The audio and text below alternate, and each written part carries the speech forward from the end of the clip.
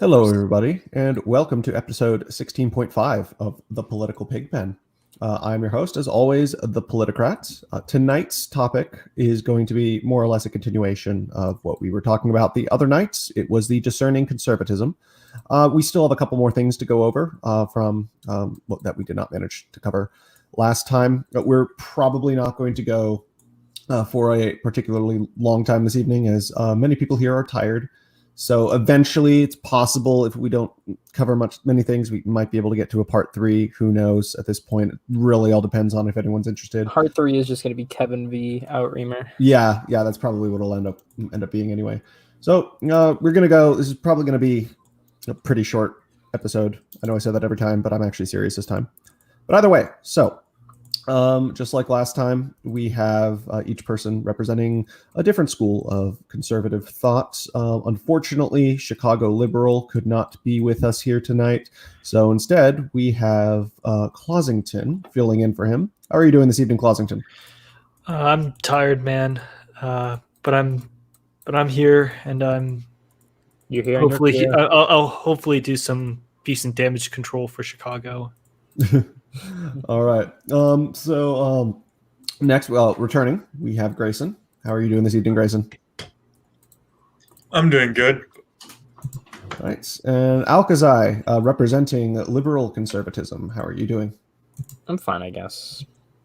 And Mr. Castley, our resident neoconservative. How are you doing this evening? I'm well, thank you. Thanks for having me. Yeah, no problem. Anytime. And finally, Outstreamer. Evening, folks. All right.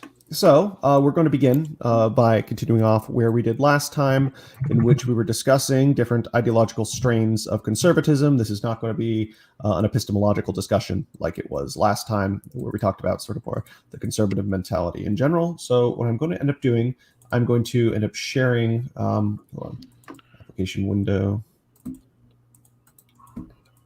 So we're going to start by going over several different strains of conservatism, beginning with liberal conservatism. So that would be the conservatism of Margaret Thatcher, Ronald Reagan, more of an internationalist liberal foreign policy, classically liberal economically. Is there something specifically about it that you'd like to talk about, Alkazai? Anything, since this is basically the camp you are representing at the moment? Not really. I mean, I think it does a good job of combining individual freedom with the social responsibility that comes with it. So you'll often hear about, freedom is good and all, but you still have to have some personal responsibility while having that freedom, whether that be respecting laws when driving your car, or wearing a mask out in public because it's a pandemic, stuff like that. So, and I think it does a good job of maintaining those two balances. Also, I like the foreign policy. Okay. So definitely less there's definitely some overlap between a lot of these ideologies, such as liberal conservatism, So, it's very fluid in a sense. There's no strict ideological division necessarily. I mean, I just tell a lot of times I just tell people I'm a neocon because more people know what that is rather than libcon. Okay. And on that note, we come to the strain of thought that Kevin here subscribes to. Of course, follow him on Superpower Broadcasting right now. So this is the school of thought that began in the 1970s, created by former Trotskyists and New Dealers who moved more to the right on economics. So that would include people such as Irving Kristol, John Bolton today, Donald Rumsfeld especially, and John Bolton's more, just for clarification, John Bolton's more of an offensive realist. To be clear, he's more solely concerned with American security interests rather than the promotion of democracy abroad. He's stated so explicitly, but he often gets confused as a neocon in public parlance. So. Okay, I'd say they're not, offensive realism and neoconservatism are not necessarily mutually exclusive with each other, because I've met some neoconservatives who are offensive realists, and then some who are international liberals. So that would be the overlap between them and libcons right there.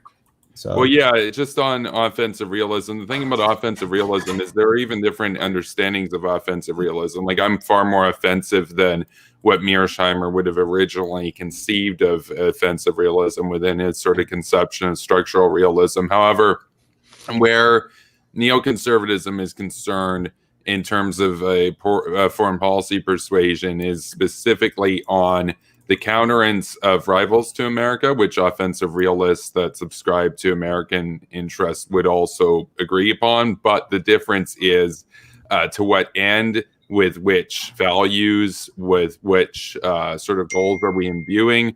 We have in neoconservatism an understanding that the goal is democracy promotion, that the goal essentially is the promotion and expansion of human rights abroad, and to essentially westernize the world. Whereas for offensive realists, you can be an offensive realist and work for the Kremlin. Like Sergei Lavrov is an offensive realist, for example. So is Vladimir Putin. But they're not neocons. They don't believe in democracy, right? So, okay. So moving on from there, paleoconservatism and national conservatism. I put these in generally the same camp because national conservatism is more of a European thing. I mean, the term is, some people identify it with here in the United States, but more or less paleoconservatism would be the American equivalent. So combining nationalism with a lot of old right ideas. So examples of that would be more isolationist foreign policy. I know there are some exceptions, such as Hungry Country Ball. You're a major exception to that. I know you're not a hawk, but you're definitely for more international involvement. Other characteristics would be high tariffs, protectionism, more intervention in the economy, some aspects of constitutionalism, and then, for the most part, social conservatism and cultural conservatism. But you have some very, very, very social/cultural conservative people in the paleocon camp, such as Pat Buchanan, who is there on the right, and then more centrist-y types like Tucker Carlson, and I guess I'd say Hungry Country Ball, you'd pretty much, in some sense, fall under the Carlson camp. Is that an appropriate way of maybe describing where you would align ideologically? Yeah, I would say that the Carlson camp would probably be the one that would believe in the more of the defending of the West, and the West as the idea is the best. I mean, if you want to have this point that America is the most preferred place for people to go, just look at the fact that 50 million people in America are born from other countries. So obviously America is doing something right, and that's because of the West and its culture, not because of necessarily any economics that may make Sweden social democracy. It may look good, but people don't move to Sweden for their economy. People move to America for its economy and its culture. Okay. So on that note, so you are originally Hungarian. I know you moved here when you were very young, but national conservatism, so which would be sort of an equivalent of paleoconservatism to some regard, is a very major force actually in Hungarian politics right now. Are you, like, how familiar are you currently with the political situation in Hungary, specifically with the party that is in power at the moment?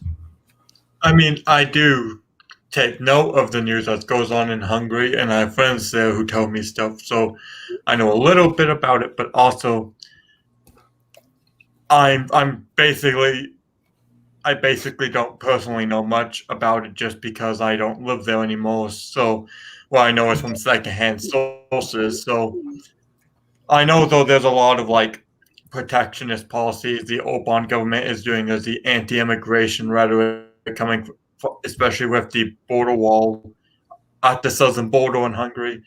So I would say that generally Hungary would match the national conservative model on point. And on that note, just to bring Outremer in here for a second, because I know you and I had this discussion probably a little over a month ago about how one of the biggest differences between national conservatism in the US and national conservatism in European countries is sort of like a heavy ethnic element. For instance, in the United States, to advocate for like a particular to remain a particular ethnic majority, that being the native people of the country, that is a big no-no to believe. That is way outside the Overton window. here in the United States, which is why you don't see many paleocons, with an exception of more extreme elements like the sort of Nick Remember the Fuentes-y. context of this particular conversation, but No, it was basically about how in Europe it is more fashionable for these right-wing elements to actually advocate. It's more acceptable there. I don't agree with that. I think it goes hand in hand with European identity more than it does here in the States. But even here in the States, prior to 45, ethnic coalitions were much more prevalent in American politics than they're allowed to be today in certain communities. That's not to say that those coalitions don't still exist in other forms.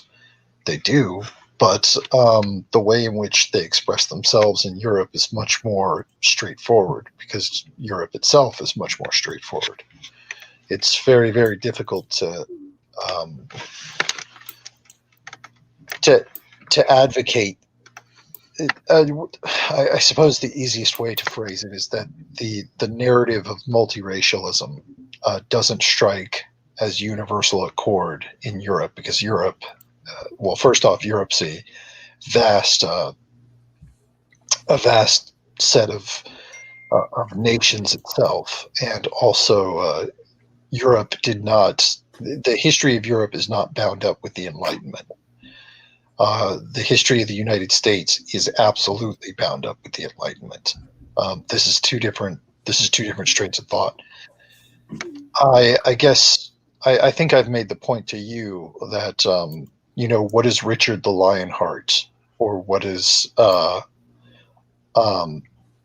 Charlemagne, or who does matter to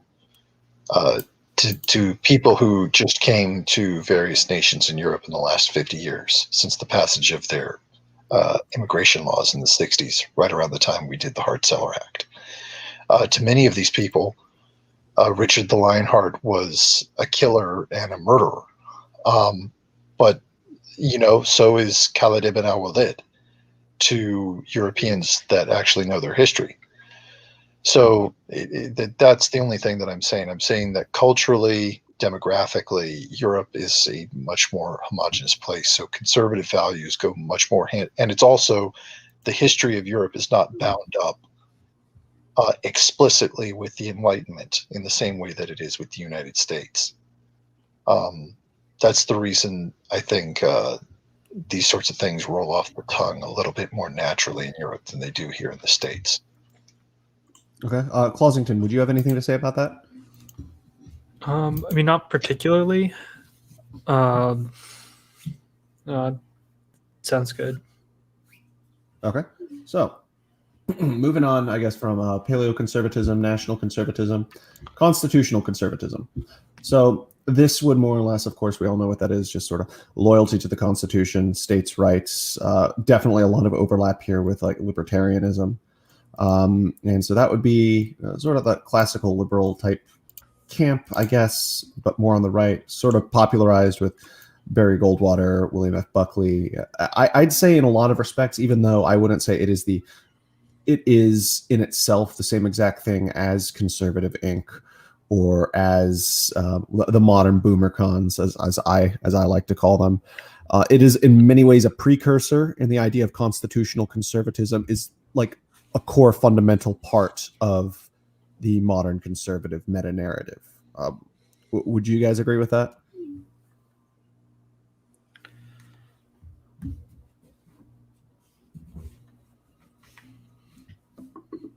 I guess so. Yes? No? I don't know. I guess so. But, Yeah, I just don't have much to say.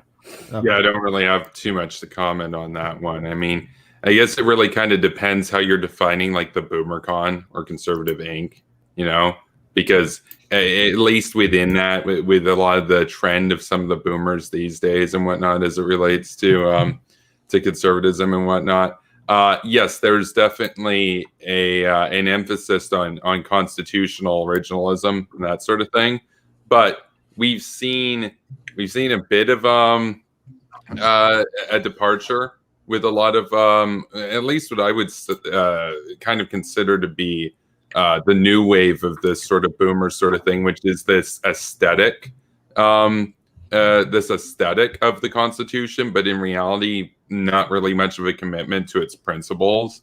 So, and then that gets more into populism and whatnot, or conservative populism. So, okay, so yeah, that would kind of like fall almost in some ways under the national conservative camp. But all right, so moving on, we're not spending too much time on this, but fusionism and conservatarianism. So that would be sort of like the constitutional conservatism that has more of like a libertarian bent. So that would be like Rand Paul. I'm not a fan of Rand Paul personally. I think he's a sellout, big, major sell. I think you and I dislike him for different reasons, but I think probably different reasons. Yeah, but we can both agree that he's not the brightest bulb in the lamp, to say the least. Why is he on the Senate Foreign Relations Committee? That's my only question. Yeah, me and Kevin probably don't like him for the same reasons, though. Well, I mean, I'll say this: if you wanted to promote a very sort of isolationist, pro-Russian agenda on the world stage, being on the Foreign Affairs Committee probably a good way to do that. So, makes sense. Yeah, I agree. So, but I do call him dumber than Ron Paul. He's Rand dumber than Ron Paul, and Ron's dumber than Jake Paul. So. I mean, Ron Paul. I'd say, regardless of what you think of Ron Paul, at least, I mean, you have to admit he's an extremely principled person. However, but I'd even say too principled in some regards. I wouldn't even say he's principled, honestly. How so? I'd say he's probably the single most principled politician in probably the past 20, 30 years or so. I disagree. I would say John Bolton is probably the most principled. But I wouldn't consider Bolton a politician, though. He's not really a politician. I mean, he's a statesman, sure, but I don't think politician really fits his. Yeah, he's got a pack and everything. But I'll say this about Rand Paul. Or no, we're talking about Ron Paul. Ron Paul's claim to principles. Can you, Politicrat, then just name off just a few? I don't need a long list. Just a few of those principles that you think that he is ardently consistent on. Non-interventionism, which I know is a principle you disagree with, but that's not a principle. It's a principle. It's an ideological principle in terms of he's extremely consistent on that, the anti-war aspect. He has nothing to say when Putin invades Crimea. He has nothing to say when Iran tries to take over the Middle East. He's silent on it. So we're not gonna get off into any tangents right now. This is a debate we can have another time. But right, but but just in terms of the consistency of it, would you say that one of his principles is this commitment to defending liberty and the rights of the citizen from the approach of government? American liberty, yeah. However, I don't think he has so much, and this is where he departs from neoconservatives from at least a principled perspective. Yeah, they both believe and they have their own notions of liberty, sure, but one of them is definitely more international. One of them is more focused on here at home, domestically. So he's not actually principled, because for all of his talk about big government, he has no problem if the people of Iraq, if their liberty is deprived from them. Well, another aspect of it is self-determination, national self-determination. So I know you disagree with this, but when the notion of the Westphalian nation state. Yeah. So when the Syrian people rise up and demand actual determination over their own goddamn country from their overlord that's been ruling over them for decades, what does he do? He says, let's support the dictators stamping down the people and not do anything. He never said that. But again, he opposed intervention in Syria. Again, Kevin, I think this is a conversation we need to have another time. I definitely want to continue it on with you, but since we're a bit pressed for time this evening, we're going to move on. Paleo-libertarianism, which I know would probably fit more into it's probably more appropriate to put that just into libertarianism in general, but it is also a very socially conservative, culturally conservative ideology. However, I am personally, it begins more or less with Murray Rothbard, Hans Hermann Hoppe, Mises Institute people like Lou Rockwell. All three of them are in that picture right there. But it really started to kick off in the early 90s, sort of as a merger between, it was more created on the basis of a strategy, an alliance between paleoconservatism and free market libertarianism. Clausington, would you like to elaborate a little bit more on that as our resident paleo-libertarian? I mean, I wouldn't say I'm like a paleo-libertarian, but I know enough about its history to give it a fair shakedown. So Murray Rothbard essentially invented modern day libertarianism in his little university office. Him and his friends tried making all sorts of strange alliances and pacts and had all sorts of weird discussions with all sorts of hippies back in the 60s and 70s, from Maoists to miscellaneous radical civil rights activists. But in the 80s and 90s, he kind of, like, late Rothbard and Lou Rockwell and Hans Hermann Hoppe found their sort of ideological footing, and created this brand of exclusionary, but freely associating libertarianism that effectively merged with Pat Buchanan paleoconservatism. Essentially, the question is, how does a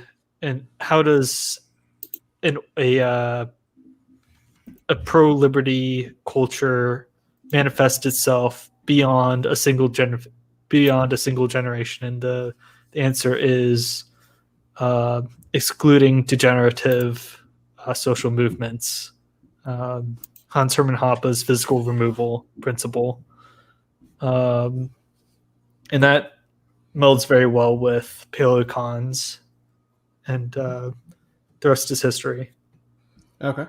So moving on from there, paleo-libertarianism, traditional conservatism. I was thinking about maybe like putting traditional conservatism. Mostly just the U.S. Like you've got, yeah. Is that Peter Hitchens? That's Peter Hitchens, yeah. I was originally going to kind of put that and cultural conservatism together, but they're a little different. Traditional conservatism, at least from an ideological perspective, which is just general defense of the status quo and hierarchy in general, not necessarily the same as the cultural element, but the cultural element is definitely incorporated within traditional conservatism, more of just a standard Burkean ideology. That's really what we were discussing the other night specifically. So we're not going to cover much on that. But social conservatism. So, of course, very basically using the government to enforce certain social values. Generally in the West, that tends to be Christian, and specifically here in the United States, evangelical Protestantism. To a large degree, to a much lesser extent, Catholicism, but generally it's the evangelical movement. This really began with like the moral majority, beginning back in the 70s with people like Jerry Falwell. So yeah, I hate Jerry Falwell. I know. I would actually like to ask you guys a question though. Do you think social conservatism, at least in that whole Jerry Falwell, Liberty University, just that whole side of things? I mean, you see, of course, politicians like evangelical politicians like well, technically Santorum and Pence are Catholics, but they definitely pander to the evangelical crowd. And then you have evangelicals like Josh Hawley, those guys. But do you think that social conservatism is dying? Because I don't see it as much as a prevalent force with the rise of the Trump movement as much as it used to be, even 10 years ago. Depends on the area. Nationally, yes, but it is still going strong in like places like the Deep South and certainly the rural Midwest in some respects. Yeah, I think that's a fair characterization. Well, like on the national level, like you won't see as many Bible thumpers in Congress as you will like state representatives in the Midwest or in just in the West or in the Deep South. Okay. What would you have to say about this, Outtreamer? Because I know you're very socially conservative yourself, but would you say that these politicians like Pence or Santorum or Cruz? I don't personally believe that social conservatism was ever really a strong force in American politics. Not even in the 70s, you 80s? Maybe say no, certainly not in the 70s and the 80s. Social conservatism was a joke. to actual conservative societies in the world. I mean, even compared to the attitudes in the Soviet Union, social conservatism in the United States had become a sort of deeply bound up with, Benjamin Barber's McWorld theory. It had become, McDonald's Jesus. I know Devin Stack talks a lot about this, but that's not to say that social conservatism was not popular among the lower and middle classes. I think the high point of social conservatism in the United States, if you're looking for that, was probably in terms of its ability to actually restrict power.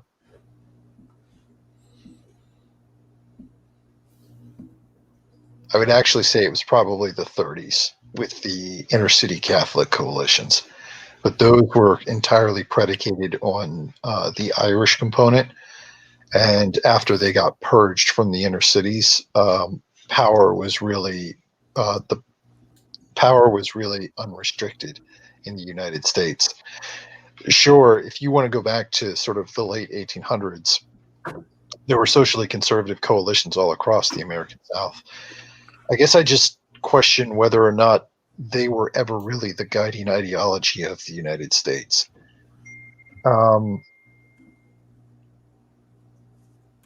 Personally, I just don't find that compelling. I don't think that the United States is. I think that the United States, the core of the United States, was built on an edifice of socially conservative values, and those socially conservative values have seen a consistent decline, really because not. How would I phrase this? Those socially conservative values have seen a precipitous decline over the course of the entire history of the United States, because now, sure, we can make the case, and I personally believe it, that American liberty was built. The political freedoms the middle and lower class enjoyed were in many ways built on those socially conservative values, and particularly since the 80s, those have disappeared. But it doesn't change the fact that I sort of see that process as inevitable. It's the core of the country that incentivizes the death of these sorts of Bible thumper types. And I don't even really think that the Bible thumpers themselves were legitimate. I mean, you and I have talked about the issues with figures like Pat Robinson in the evangelical communities. I don't think I have to talk about the controversies in the Universalist Church or its American branches with figures like, I won't speak ill of a bishop of the Holy Church, but various allegations against figures like Bishop McCarrick Cardinal McCarrick and Cardinal Cupish. So I don't think social conservatism ever really had. There were points at which it had some power in the middle and lower classes. And when I say power, I mean the power to really enact legislation, to actually push long-term legislation that would affect the codes and the behavior and the direction of the society. Power as in the ability to actually levy terms to the elites, the aristocracy that sort of traditionally runs the United States. I don't think that social conservatism ever really had that. Okay.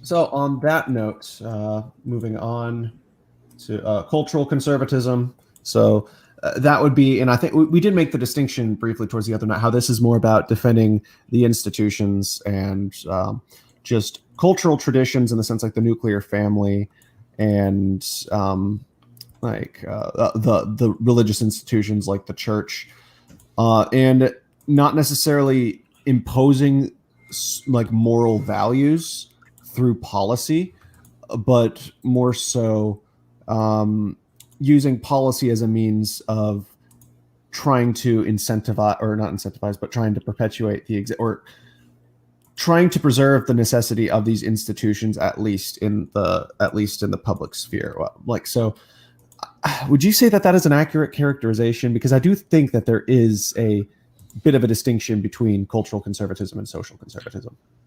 No, I just don't. Is behavior separate from culture? Culture means to cultivate. I don't see a difference between these two forces.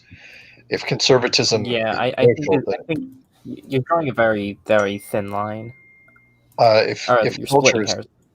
if culture is able to do anything, it cultivates the social attitudes of the public. The reason why we get things like Ariana Grande is because it's incentivized by the culture of Hollywood. The reason why we get things like what's her name dancing pretty much nude at the Super Bowl is because it's incentivized by the culture and the social I mean, the reason why you get things like MGTOW is because that's a reaction to uh, the social situation in modern dating markets. The culture influences the social attitude, so I don't see a difference. All right, what about you, Kevin? You haven't spoken in a while. What would you say about that? Well, specifically in terms of cultural conservatism and its relation to preserving American institutions, is that kind of what we're getting at? Yeah, exactly. Yeah. So, like, for instance, let's say, I mean, you could have, for instance, cultural conservatives who are not themselves like religious or want to impose religious law or morality through policy. For instance, I think that would separate somebody. You talking about that? Is this like that one blonde-haired chick who got kicked out of university? She went on Dave Rubin's show. She's a university professor, Professor McDonald, I think. Maybe. Yeah, wait. maybe. Or actually another good example. You talk about the chick that showed the Jordan Peterson clip in class? No. No, Heather not McDonald the is who you're Canadian, talking about. not the Canadian woman. I'm talking about a much older woman. I think who spoke out against Black Lives Matter a couple of years back. For some reason, I want to say she's Professor McDonald, but I know she's like an atheist and a secularist, but she believes in, she identifies with the Republican Party. I don't know. I'll kick this over to Mr. Casely, but do we really need to? I think I sort of quarterbacked this on the podcast the other night. Do we really have to go through the record of cultural conservatism being able to stop the progression, the forces of social progressivism and economic neoliberalism in the post-New Deal era? Well, I think that there are some elements of the, and I've said this before. I'm not sure if I said this on this show or whatnot. I think that there are some elements of progressivism over the course of the last century that make sense, and there are elements of it, especially most at the tail end or the beginning of this century, that are completely deranged. And that cultural conservatism in general, I think that a lot of cultural conservatives are the types that generally are able to recognize that there's a value in essentially not rushing through with this sort of rapid progressive agenda and everything. They're not necessarily reactionary, though. I mean, that's probably something where Reamer would disagree with them, is that cultural conservatives aren't interested in reaction. They're a different flavor of conservatism, but they're definitely conservative. Well, I would agree. I would agree with you, but I would say that's one of the problems. I don't want to get too deep into the debate between you and me, since I think we'll probably do that another time. But I would actually agree with you that society has to progress. There's time only flows in one direction. My sort of larger point is that have we even really been able to stop, outside of maybe purely the economic the economic elements of international socialism, and even that's debatable. Have we been able to stop the more poisonous elements of progressivism that have sort of burned their way through the middle and lower classes? I would state no. In many ways, progressivism and the kinds of people who would have voted for communism and socialism 100 years ago have found a way to manipulate capitalism, manipulate the kinds of things you and I would probably support. Well, I think they do. I think they use academia by and large. I was having a debate with somebody yesterday. I was having a debate with Machiavellian imperialist girlfriend, actually, who was basically defending academia and basically saying that, well, no, academia doesn't indoctrinate kids into Marxism. And I was arguing with her on that. I think that cultural conservatives, though, by and large, cultural conservatives are not in support of that trajectory, right? Well, I'm not saying that they are. I'm more making an observation about the record. And I think it does have something to do with something else that you mentioned, which is that epistemologically, the differences between liberalism and progressivism and its heretic cousin socialism, international socialism, are really, when you step back and you take a larger, and I'm not saying this is an indictment, I'm just making an observation, just reading the tea leaves there. Epistemologically, these systems do blend together. There's deconstructive elements that go hand in hand with these ideas, and the problem with envisioning yourself as the slowdown guy, the brakes guy, not the guy who has a totally different vision of how humans should be organizing themselves. The problem, it's the same problem with if the train is headed off a cliff, and you've got two options: you can speed up or slow down. The problem with slowing down, although it is more healthy and it does give you more time, is that you still end up going off the cliff. The issue is you end up losing a lot of these lessons that it is actually possible for someone to dream of a different society. That's the reason I think progressives and neoliberals, the sort of alliance of progressivism and neoliberalism, doesn't actually fear cultural conservatism. They don't fear people like Jordan Peterson. They don't fear people like Roger Scruton, because they know that they can sequester these people epistemologically. They know that they can sequester them in real life. In the case of Roger Scruton, in the case of people like Thomas Sowell, they know that they can, if they get into a debate with these people, they can essentially corner them in the idea, in the sort of, they can make the principles of liberalism act against liberalism, act against the continuation of liberalism.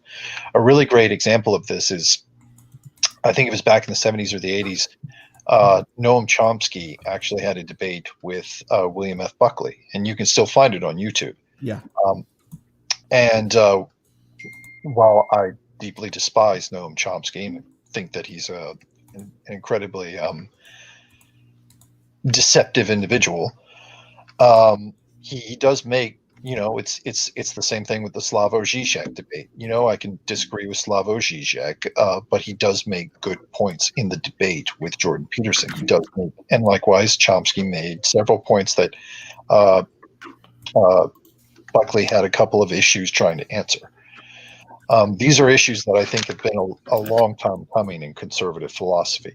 Anyway, that's the reason I don't think that cultural or social conservatism have ever. They've sort of been in a position of being flat-footed in the last 50 to 75 years. Okay. Now, finally, say what did you have to say? I'm sorry.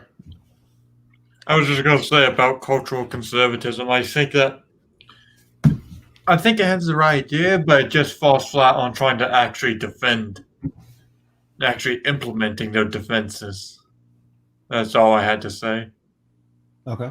So finally, last one, fiscal conservatism. We all know what that is. That's free markets, deregulate, more or less neoliberalism-ish, but more so it has to do with low spending, low taxes, to an extent, supply-side economics. You see it in both libertarianism and in most aspects of conservative, and you even see it in some certain Democratic president. Like Bill Clinton, I would consider a fiscal conservative. I just wanted to take a point about the neoliberal characterization of it. Neoliberalism in the 1980s, yes. Neoliberalism as it's seen in the discourse today, not really. In fact, if you perused Globe Twitter, for example, or the neoliberal subreddit, which I'm banned from, for example, you perused their general consensus. They're not fiscal conservatives. They actually support a welfare state. They support carbon taxes.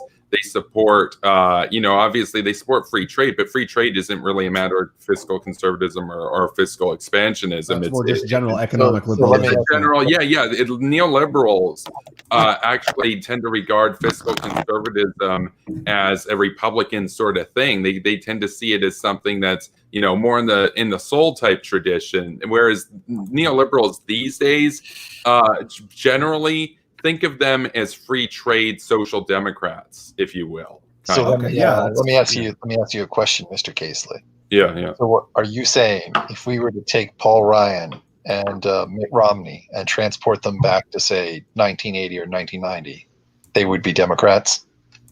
Well, no. If Or would be- neoliberals I'm not saying- neoliberals. I'm not saying Neoliberals. Democrats. Neoliberals used to be like, for example, Margaret Thatcher in the United Kingdom. She busted up the unions and made the economy more efficient. Brian Mulroney in Canada and Ronald Reagan in America. Whereas today's neoliberals regard all those people as backward, dirty conservatives, basically, and offensive. Well, actually, there's actually like modern day you neolibs. kind of Like, got the- let's just be clear. Modern day contemporary neolibs hate Republicans. They're not. I've got about 5 minutes left here, but I was trying to make the point that Cthulhu swims slowly, but he always swims to the left. So, Alcazar, you had something you were about to say. Well, I mean, actually, a lot of neolibs actually really do like Margaret Thatcher. You go on the subreddit, they constantly praise her. Because she genuinely best did deal with the feminist coal icon? unions. Literally, unironically, she busted the coal unions with the girl power. Coal unions deserved it. Fuck the coal unions. So, in case you guys noticed, I put asterisks next to a couple of these. So, fiscal conservatism, social conservatism, constitutional conservatism, and neoconservatism and liberal conservatism.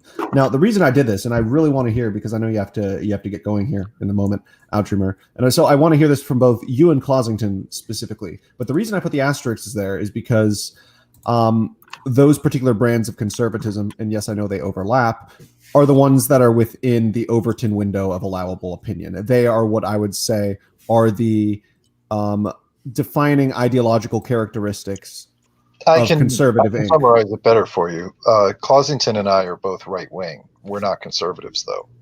It's because to be a conservative, you also have to be a liberal. You have to believe in the tradition of liberalism. In the American sense, at least. And well, no, not even necessarily in the American sense. There's many different sort of strands of liberalism. I like liberalism. I don't hate liberalism. I think there's a lot about liberalism that's very valuable and that you don't get in other types of political systems. But reaction is a sort of attempt to step outside the framework of liberalism and look at the entire system from the top down, to look at it from a sort of bird's eye historical view. The issue is, in the same way that communism and fascism and pretty much any system of governments has flaws in it, liberalism also has flaws in it. The thing that puts us outside of the Overton window is that we're actually critiquing the entire system.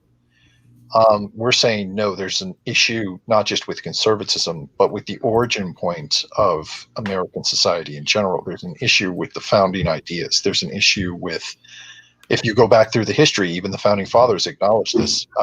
The whole point of reactionary theories, when we go back to that period between the Articles of the Confederation and the establishment of what we call the constitutionalist regime, what you basically discover is that the founding fathers had to redesign the original proposal of American society because the liberal values were tearing the 13 colonies apart. It's very likely that we would have ended up without a country if figures like Alexander Hamilton had not essentially seized for himself a sort of viceroy-like role.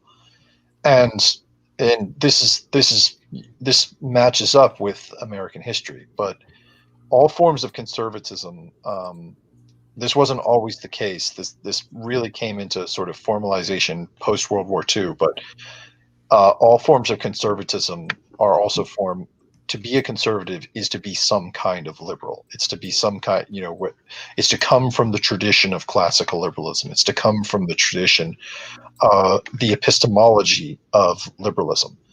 And that's not off key. It's perfectly natural. Liberalism is the guiding ideology of the American state, in the same way that communism was the guiding ideology of the Soviet Union. Other types of right-wing thought, there are other types of right-wing and left-wing thought, but we recognize that those thoughts exist outside of the Overton window. They exist outside of the ideological, the range of acceptable ideological opinions. Pleasanton, what would you have to say about that? To sort of add on to what Altremer was saying, whereas a conservative within the Overton window would be a fan of the Declaration of Independence, someone outside of the liberal framework would cite Thomas Hutchinson's scriptures upon the Declaration of Independence, or whereas I guess Orthodox liberals would cite like John Locke. Like the Rothbardians are, of course, neo-Lockeans, but they take a strange turn around like Lysander Spooner, who notoriously was part of the First Internationale. Like reactionaries would cite de Maistre instead of Rousseau. It's a subtle distinction, but it puts, I guess, reaction outside of conservatism. Yeah, I would agree with that as well. I know, because I know you and Altremer do not self-identify as conservative. I personally don't self-identify as conservative either, but more or less, there definitely is a distinct tradition that is ongoing on the right that separates mainstream conservatism from reaction or. It's not just on the right. It's also on the left. The left gets more latitude with the kinds of people that they get to interact with, that they get to bring into their coalition. The left gets more latitude, but that's mostly just because of the sort of power differential in the West. They get to bring communists and socialists into their coalition of social progressivism and economic neoliberalism because post-World War II, they've been the primary designers of the American state. Most of the incentive structure of the American state is organized in such a way to support their activist networks over right-wing equivalents. Okay. So this is where, so I know you have to get going in a moment, Outremer, but one more question, and I kind of want you to stay just for this one. But so conservatism traditionally even go back as far as the French Revolution. Like we said, back in the United States, sort of the distinct conservative tradition was more mainstream in terms of the conservation of classical liberalism, as William F. Buckley would have worded it, whereas the sort of more reactionary anti-liberal strains kind of more underground, whereas in a sense in Europe, I wouldn't say that they were underground. I just mean colloquial. Reactionary thought and counter-Enlightenment thought was very, very well understood, not on continental Europe, throughout the period of pretty much from 1648 all the way up to 1945. Now, granted, the reactionaries have consistently lost the battles that they fought against the Universalists, which is why I say that if conservatives and right-wingers really want to understand our thought process, we're not just looking at the last 50 years of American politics. We're looking at really the last 400 or 500 years of politics in the West, really going forward from the Italian humanist movements and the Protestant Reformation. But if you're asking me, was reactionary thought, always suppressed? No, it wasn't. It was incredibly popular. That's part of what's so shocking about going back and actually checking the historical record for yourself, is you find that, like I've said, people like Carlyle and people. No, that's actually exactly who I wanted to bring up, because I said in the context of modern day, specifically here in America, Carlyle would be considered a reactionary. But in Europe at the time, and even today, that he's still considered this in Europe. A conservative. He would have been considered a run of the mill right winger back in the night. This is the point. But now he's basically been completely forgotten. I mean, you can already sort of see this with, I'm guessing every person in this chat knows who Barry Goldwater is. I'm guessing that very, and great man, good philosophy, very eloquent. I like watching his speeches, even though I disagree with him politically. How well is Barry Goldwater really known outside of conservative circles? This is the sort of thing, is like, as big as Barry Goldwater was in 1960, where he's filling out these stadiums and all these young conservative Christians are coming out to sort of roar for him, because he's not operating within the sense. He's not operating. He's sort of like, he's the heretic. He's the rebel in the system who gets forgotten by history. And likewise, the Counter-Enlightenment, as big as they were in the moment, as much as people wanted them to succeed in the moment, because their views were not conducive to the continuation of power, they basically get written out of history. Which is why we have, in my opinion, these massive gaps in causal logic in how the events of the last 400 to 500 years have actually progressed. Which is why I suggest everybody go over to Anamnesis channel and check that shit out, because it is pretty mind blowing when you start piecing a lot of this stuff together. Okay. But yeah, what I just wanted to finish by saying is, because conservatism, traditionally, the connotation that it had in Europe, even in the UK, although to a lesser extent, was throne and altar. Preservation of church power and preservation of the monarchy. So, I mean, in a sense, nowadays, that sort of throne and altar mentality more so refers to constitutional monarchy. But whereas back in the 1800s, it was more ancien regime. I guess you could kind of combine that with cultural conservatism, the sense of preserving the institutions, kind of like Scruton or Peter Hitchens. But then you also sort of see an element of that, albeit in a much different hyper-nationalistic way, with a lot of the nativist parties in modern Europe right now. Would you guys consider like nativist populist parties that claim social conservatism and the preservation of these institutions, whereas conservatism is traditionally more elitist in the European sense? But would you consider these right-wing populist parties in Europe, even in the European sense, would you consider them conservatism, or would you consider blood and soil a conservative concept? It's right wing. It's certainly right wing. But conservatism describes it's a certain attitude of governing that like these right wing populists don't have, because the thing is they fundamentally want to uproot. Depends. I think that they've got what it's an attempt to do. Depends on the government. Go ahead, Grayson. I was going to say, like, it depends on where you go. What did you say? No, I was just saying you can go ahead. Oh, okay. Well, I was just going to say that it depends on which, like, yeah, I would say Marine Le Pen is not conservative, but I would say, like, I forget who's leading Vox in Spain, but I would say Vox is pretty conservative in Spain. I would say that Orban is conservative. I would say that Duda is conservative. Yeah. So you do have conservatives in right-wing populist cycle. Right-wing populist movements in general, and Patrick Deneen talks about this in his book, Why Liberalism Failed. They are an attempt to sort of compromise with modernism and redirect the energy of sort of the momentum of the state into long-term conservative, long-term right-wing and conservative ideas. But they're because they're sort of descendants of modernism, they have this element within them that sort of causes them to look in much the same way like the sort of French revolutionaries. I don't think I have to go into why this is flawed with the political right. we sort of saw this with the most recent events at the Capitol. That the tactics that are available to the right to achieve right-wing outcomes are not the same as the tactics that are available to the left.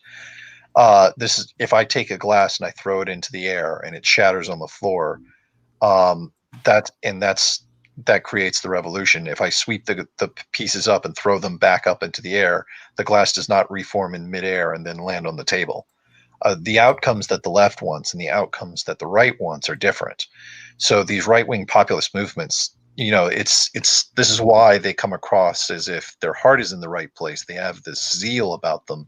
You can tell that they want to be on your side, but they always seem to sort of misfire with their movements.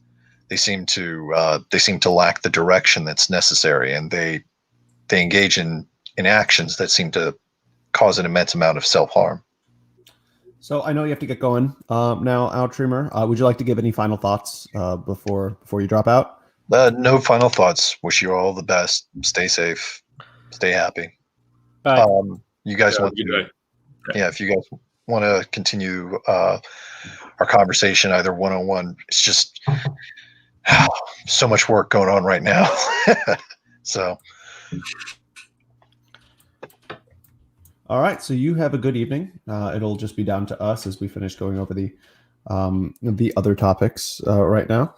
So next up, since we've dealt with the ideological brands of conservatism, more or less, at least in the broadest general sense. I know it's a bit more complicated than that, but this is not a academic, particularly hardcore political science stream by any means. But I'm still working on my degree. One day it will be. Yeah. So anyway, hold on a second. I made there we go. Okay. So next, we're going on to we're going to talk a little bit more about policy here, specifically policies that are generally associated with conservatism in some way, shape, or form. After which we'll go on to determine if we believe they are indeed comparable or compatible. I mean, with the ontological principles of conservatism. So just from a general perspective, what would you guys say are, and I just mean conservative in the most general of senses, not specific strands necessarily, but what would you say the defining policy positions of just conservative in general, at least in the American sense, would be, starting with Grayson? I would say it would be defending. No, I would say it would be defending the institution that is known as the West and defending what has been known as traditional America. Though I would say that traditional America is losing its focus. I would consider traditional America as like the 1920s minus Prohibition. But other than that, I would say America was at its highest in the 1920s. And I mean, I know that will probably get some flack for that, but that's the that's the era I kind of think conservatives, especially on the paleoconservatives, do fight for. We want to fight for a time where we had booming economy, we had a government that didn't interfere in the lives of everyday Americans, and we had growing numbers of like laborist movements that happened that sort of helped the working class. I know that was a little bit of a tangent, but that's how I would define conservative as sort of the defense of the West, and where the West was best defended was in the 1920s, at least in America. Closington, what would you go on from a policy perspective? What defining policy, or what policies would you say fundamentally define conservatism, at least in the American sense? I mean, I would say it's much more of a temperament than an actual policy. Temperamentally, It's something like parochial provincialism, plus a sort of tragic outlook on the course of history. So I just concisely. So I mean, when I mean, because we did have the conversation more about the temperament of conservatism being more temperament based the other night. But when I wanted to go on to talk about policy, I'm mostly referring to like pro-life or fiscal responsibility, just those sort of, or a strong foreign policy, those sort of things. Like, would you say that in the general sense? And I'm speaking this to everybody. What kind of like policies like that in terms of specific laws or things that like what they want the government to be able to push for on the domestic level, maybe to a lesser extent the international level. What would you say today that what would you say best defines the movement conservatism today as far as policy goes?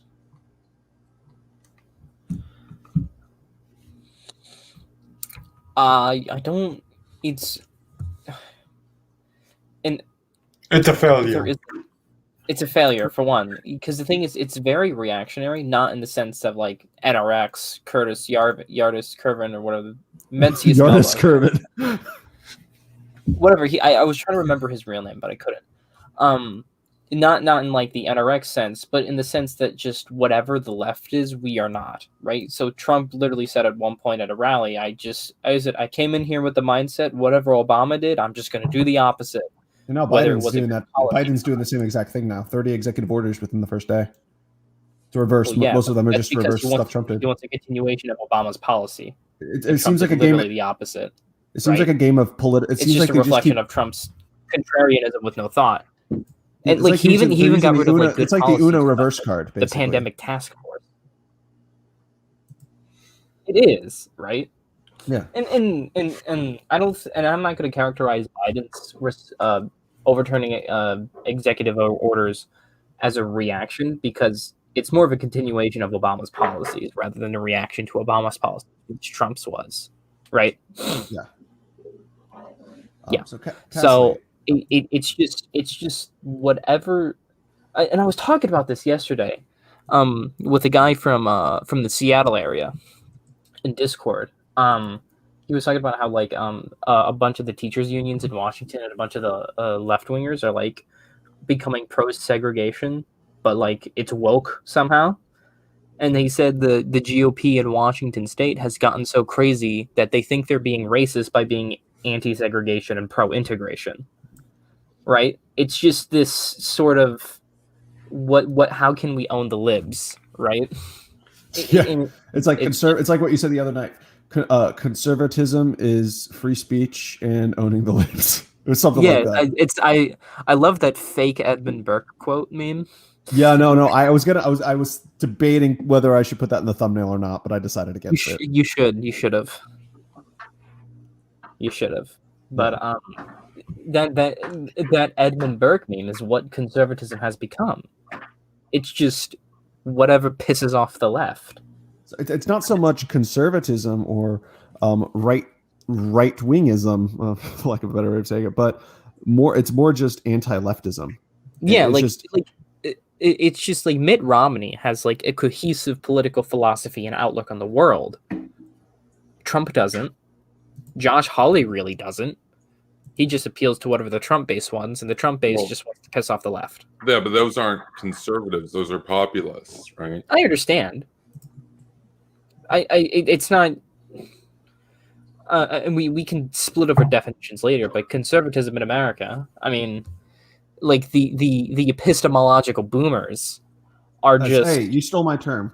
Yeah, a term what I call term. It's a useful term. It is. So I came up with a term called or a label called epistemological boomers. Epistemological boomers are it has nothing to do with their generation, but it has to do with their mindset, more or less. Like they basically have that boomer energy. Dave Rubin, a good example of an epistemological boomer. Charlie Kirk's a better example. Charlie Kirk is a better example of an epistemological boomer. And I don't mean this in an insulting way possible, but Kevin, I'd consider you to an extent an epistemological boomer. I self-identify as a boomer with Zoomer characteristics, right? Yeah, no, that is exactly what an epistemological boomer is. Yeah.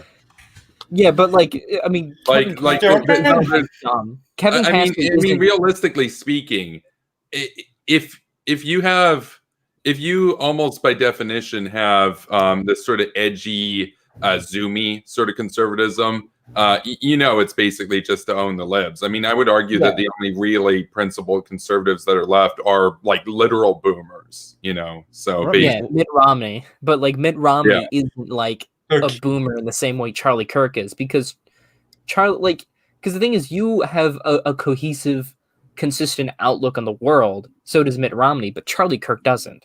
Like, this is what like epistemological boomerism is. He used to, though. He used to be an open borders libertarian, and then he became a grifter. Fucking based. Who, Mitt Romney? Wait, No, what? Oh, Charlie Kirk. Oh, okay. No, we were talking about Cheesy Charlie. Because back in the day, he used to be an open borders libertarian who was all about free speech on college campuses. And then he grifted towards the whole Trump thing. And now, to some extent, I think he's genuine about it because he's lost donors and everything to double down on how the election was rigged and everything. And he's got a chalkboard like Glenn Beck, and he hasn't shaved in weeks. He's disheveled. Don't ask him if he's okay. He's not doing too well. Charlie Kirk, though, did used to have a cohesive view. It was basically just Koch brothers hegemony. It was the neoliberal sort of establishment. Okay, so I'm gonna stop you guys real quick for a second. We can continue this on in a little bit, but I wanted to. So Closington, he has to head out in a moment, and then after that, I just want to take a brief intermission in case anybody needs to go get water, and then we'll go for about another 45 minutes, and then we'll be done for the evening. But either way, so Closington, do you want to go ahead, give your final thoughts? I mean, I'm really not seeing any cohesive philosophy behind Mitt Romney beyond. I don't see anything behind him. He's just a piece of white bread, as far as I can tell. I'd say he's basically. I'd say and I'm not even really necessarily meaning this in an insulting way, but I think movement conservatism, you you almost see sort of like a pseudo rebranding, so to speak, with people like Charlie Kirk. But basically it's not ideological. I'd say conservatism in the Mitt Romney boomercon sense is a completely sterile ideology. Like, does anyone remember the 2012 election? Oh, and yeah. Does anyone remember anyone being super psyched for President Mitt Romney? I was.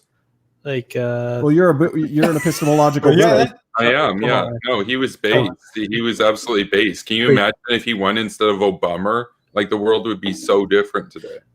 He did not draw the sort of fanaticism that someone like Trump could.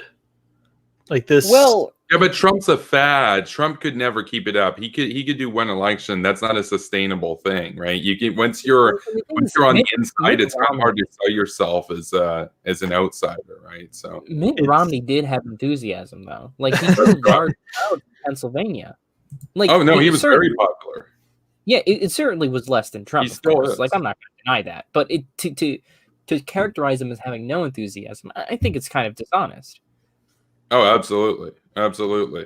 It's not even necessarily dishonest. It comes from either a place of confirmation bias, a place of a bubble in which, you just see gab, you see stuff like that, and you see the hype around Donald Trump, when in reality, Mitt Romney, even now, still incredibly popular. So, I mean... who really had enthusiasm? Warren G. Harding really had the enthusiasm. He got 60% of the vote.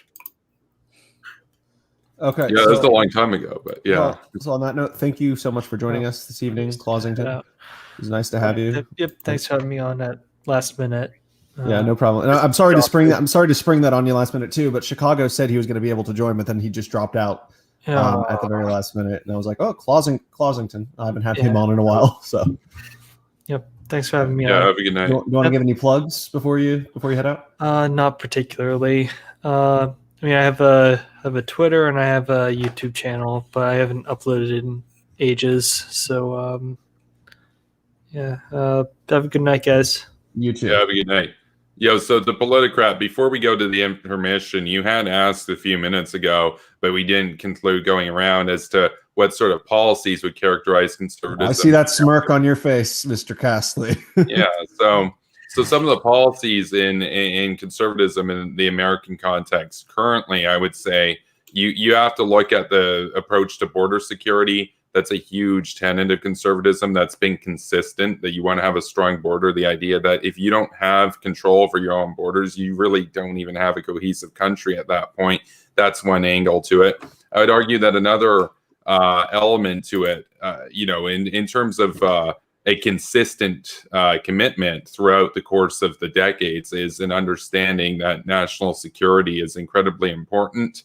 I would say another element of it is generally speaking, in the United States at least, it's an understanding that welfare bureaucracies, these kinds of things, even if they're well-meaning, are inherently counterproductive towards achieving a more perfect society. And on of course the social front, it would be a rejection of the progressive agenda. Basically, that's kind of what I would characterize, conservatism in America as. And you can say, well, there are people who call themselves conservatives that disagree on this or that or anything. It's like, yeah, those people are exceptions, but the rule is what I laid out: strong security, strong borders, rejection of progressivism, and small government. That's basically it. So, Okay. So, Yeah. everybody, we're going to go ahead. We're going to take an intermission. Stay with us. It's going to be about 5 minutes, just enough time to go get a cup of water, get some tea. Okay, no, I'm not going to make that joke. Either way, enough time to do whatever you need to do. Get back here. Please stick with us because we will be coming back. We won't be abandoning you guys. So, on that note, I'll see you. Well, actually, what I'll do is I'll put each of you on mute, just so we will be right back.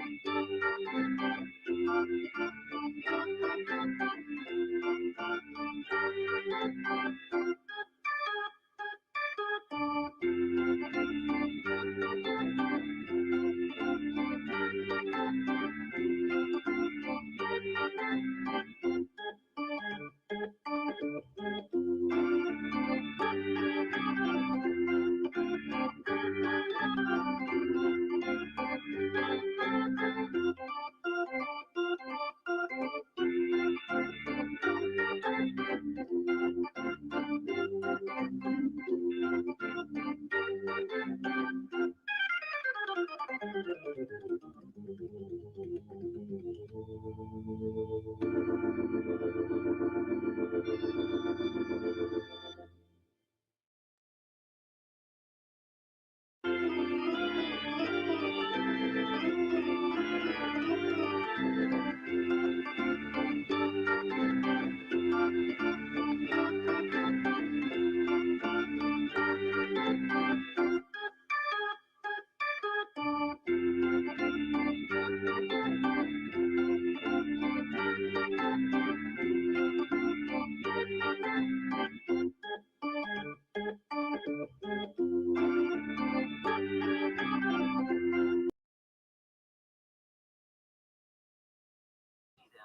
very relaxing.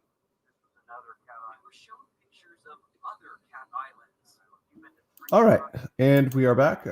Everybody, all right? Everybody, good.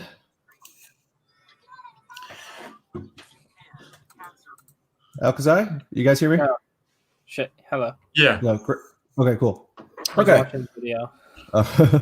So next order of business.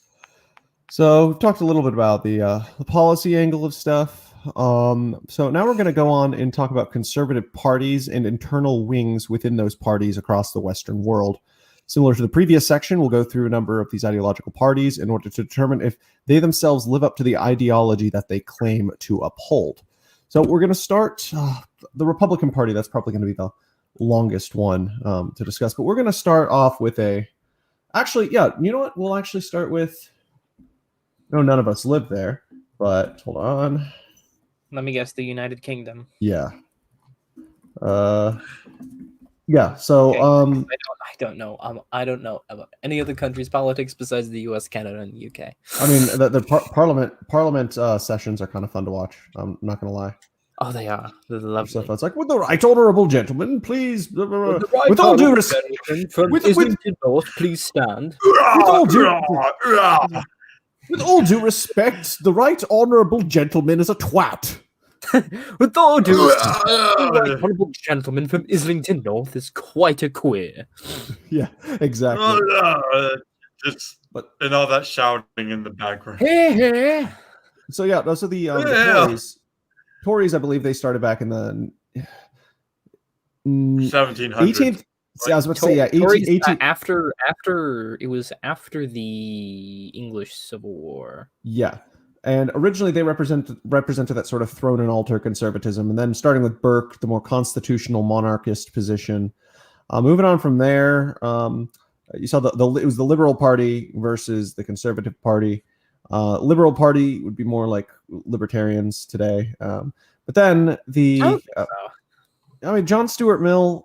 I mean, today he was basically a moderate libertarian by today's standards. But the thing is, the Liberal Party, by the time David Lloyd George came around, they were introducing social programs. So it became social liberalism. More slightly to the right of the Democrats. Yeah, I'd say so. But and then after that, the Liberal Party fell apart. There were some that remained in that sort of social liberal camp, but they kind of became like a parochial party at that point. The more John Stuart Mill types joined the Tories, so that would be people like Churchill by that point. And then you had the rise of Labour, which I think is actually a party in decline right now. But yeah, so Conservative Party, there are multiple wings within it. There are the High Tories, which would be people like Peter Hitchens or the late Roger Scruton. And then you have the One Nation type. Is a great guy. Yeah, I like Scruton. And then you have the more, I guess, the more classically liberal types, or liberal conservative types. So a little more hawkish. So like Thatcher and I think Boris would fall into that camp. I was about to say, I'd say, well, Boris would fall under the, he would be like a fusion between the One Nation camp and the sort of Thatcherite liberal conservative camp. And then what other branches? Well, quote unquote wet conservatives, as Thatcher would like to refer to them. Yeah. So, in general, the UK Conservative Party, I'd say, is probably about, at least on the ideological spectrum, about where the Democrats are, at least sort of the Hillary Clinton, Joe Manchin, more center to center right wing of the Democratic Party. So what would have been the establishment maybe in like the 90s, early 2000s. Yeah, I but agree with that, but I just don't think I don't think that's entirely the case. I still think the conservatives are still right of the Democrats, but like left of the Republicans. Yeah, I would say that there's a bit of issue that you run into. You see this meme all the time where people say, "Oh, X would be right wing or left wing in Europe or whatever." I think the problem, especially with the United Kingdom and Canada as well, is that we're talking about a parliamentary system in which there are really two big strains of conservatism in the UK, which is red Tories and blue Tories. And we have that in Canada as well, with the red Tories being the ones that are more sort of imbued with this sense of, social welfare, that kind of thing. And then the blue Tories are more about, fiscal conservatism, but that at their core is Toryism, which is essentially, it's a monarchist brand of conserving the Commonwealth, the Queen, the institution of the royals, etc., that sort of thing. So it's not exactly comparable to the United States, because the United States is a republic, for example, right? That Canada and the UK aren't. So okay.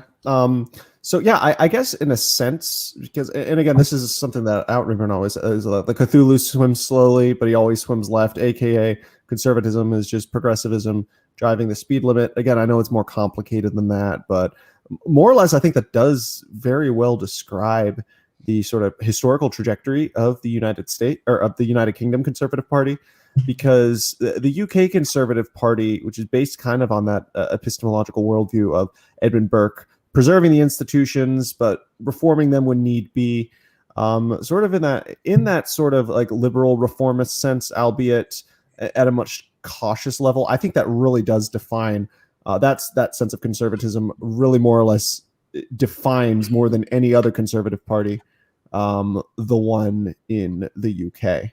Would you guys say that that's pretty accurate? Yeah, to some extent. they're certainly Burkean. Yeah. Okay. So yeah, moving on. I think Hungry Country Ball.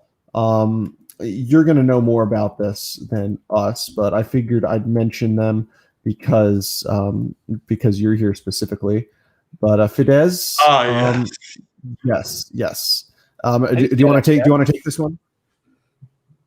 Well, I'll say my opinion, and maybe if the other two have opinions, they should be able to say. But Fidesz is a weird one, because in the 90s it was more of because you couldn't really be a conservative, right-wing conservative in the 90s, because you're just going out of the communist phase. And so Fidesz was actually fairly liberal, even with Orban. Orban and Fidesz were like liberals, like what do you call libcons? They were like right of center. So in that regard, you would say they were kind of like the British Conservative Party, or like the Romneyites. But now, ever since like it's like I forget how to pronounce his name, but Ganitsky. Ever since his failure, the Fidesz party has become a very right-wing populist party, sort of like. It's conservative in the fact it wants to like defend. It's, I would say, cultural conservative, because they want to defend Hungarian culture, whereas institutions, it's a young republic, so it's not like you're going to have like very institutions being defended at this time. Okay. You're still making your political institutions. Yeah. I mean, like the oldest. So next, so is that all you have to say really about Fidesz? Yeah. Would you say that they're actually conservative, though, or at least in the context of Hungary? In the context of Hungary, it's hard to be a conservative because it's a young nation. I mean, yes, we've existed since 895, but we have changed so many times that being a modern conservative would probably make you more of a communist. So, but in some regards, Fidesz does kind of have that, but not really. So it's just hard to be conservative in that regard, and because Okay, so moving on, I think we'll probably know a little bit more about this. I mean, I don't want to talk about. Hold on a second. Actually, Castley, I want to ask what your opinion on Fidesz is, real quick too. Yeah, so Fidesz, I mean, we have to keep in mind that unlike the previous example, we were looking at the United Kingdom, which is a liberal democracy with a constitutional monarchy. In the case of Fidesz, we're talking about essentially a proto-fascist regime that is drawing inspiration from its daddy, Vladimir Putin, putrid Putin and the Kremlin. And so we're talking about Viktor Orban. Viktor Orban in particular has essentially full control over the party in the country at this point. They are self-described a liberal at this point. He's essentially, for all intents and purposes, a dictator. I would regard Viktor Orban as somebody in particular that I wouldn't even say that his trajectory is outright particularly principled conservatism or anything in that regard. I would say that it's more this psychological complex that he has, in which he's allowed his former patron, of whom he was a great prodigy, George Soros, to live rent-free in his head. Because, of course, Viktor Orban, he wouldn't be where he is today. He got his education, everything paid for by George Soros, on a scholarship to one of Soros universities. And he really embraced a lot of Soros kind of thinking and whatnot. Went back to Hungary, and then over the course of the last couple decades has basically tried to own George Soros, do whatever George Soros wouldn't like. It's pretty apparent to me. And so when people say, how come you're against Hungarian nationalism or Viktor Orban's nationalism, but you support Polish nationalism? It's like, well, Viktor Orban isn't particularly a Hungarian nationalist. He's a Putin simp. He's sold out Hungary to Russia at this point. Poland, in contrast, is vehemently anti-Russia, and their flavor of nationalism is strongly anti-Putin. I would say that Fidesz at this point is just a way to own George Soros. It doesn't really have much more principle. I mean, again, we're talking about a system in which it's I wouldn't say a personality cult yet, but going in that direction. So you can't disentangle it from the personal particularities and eccentricities of its dictator, Viktor Orban. So those are my thoughts. Okay. So I mean, on it's just kind of.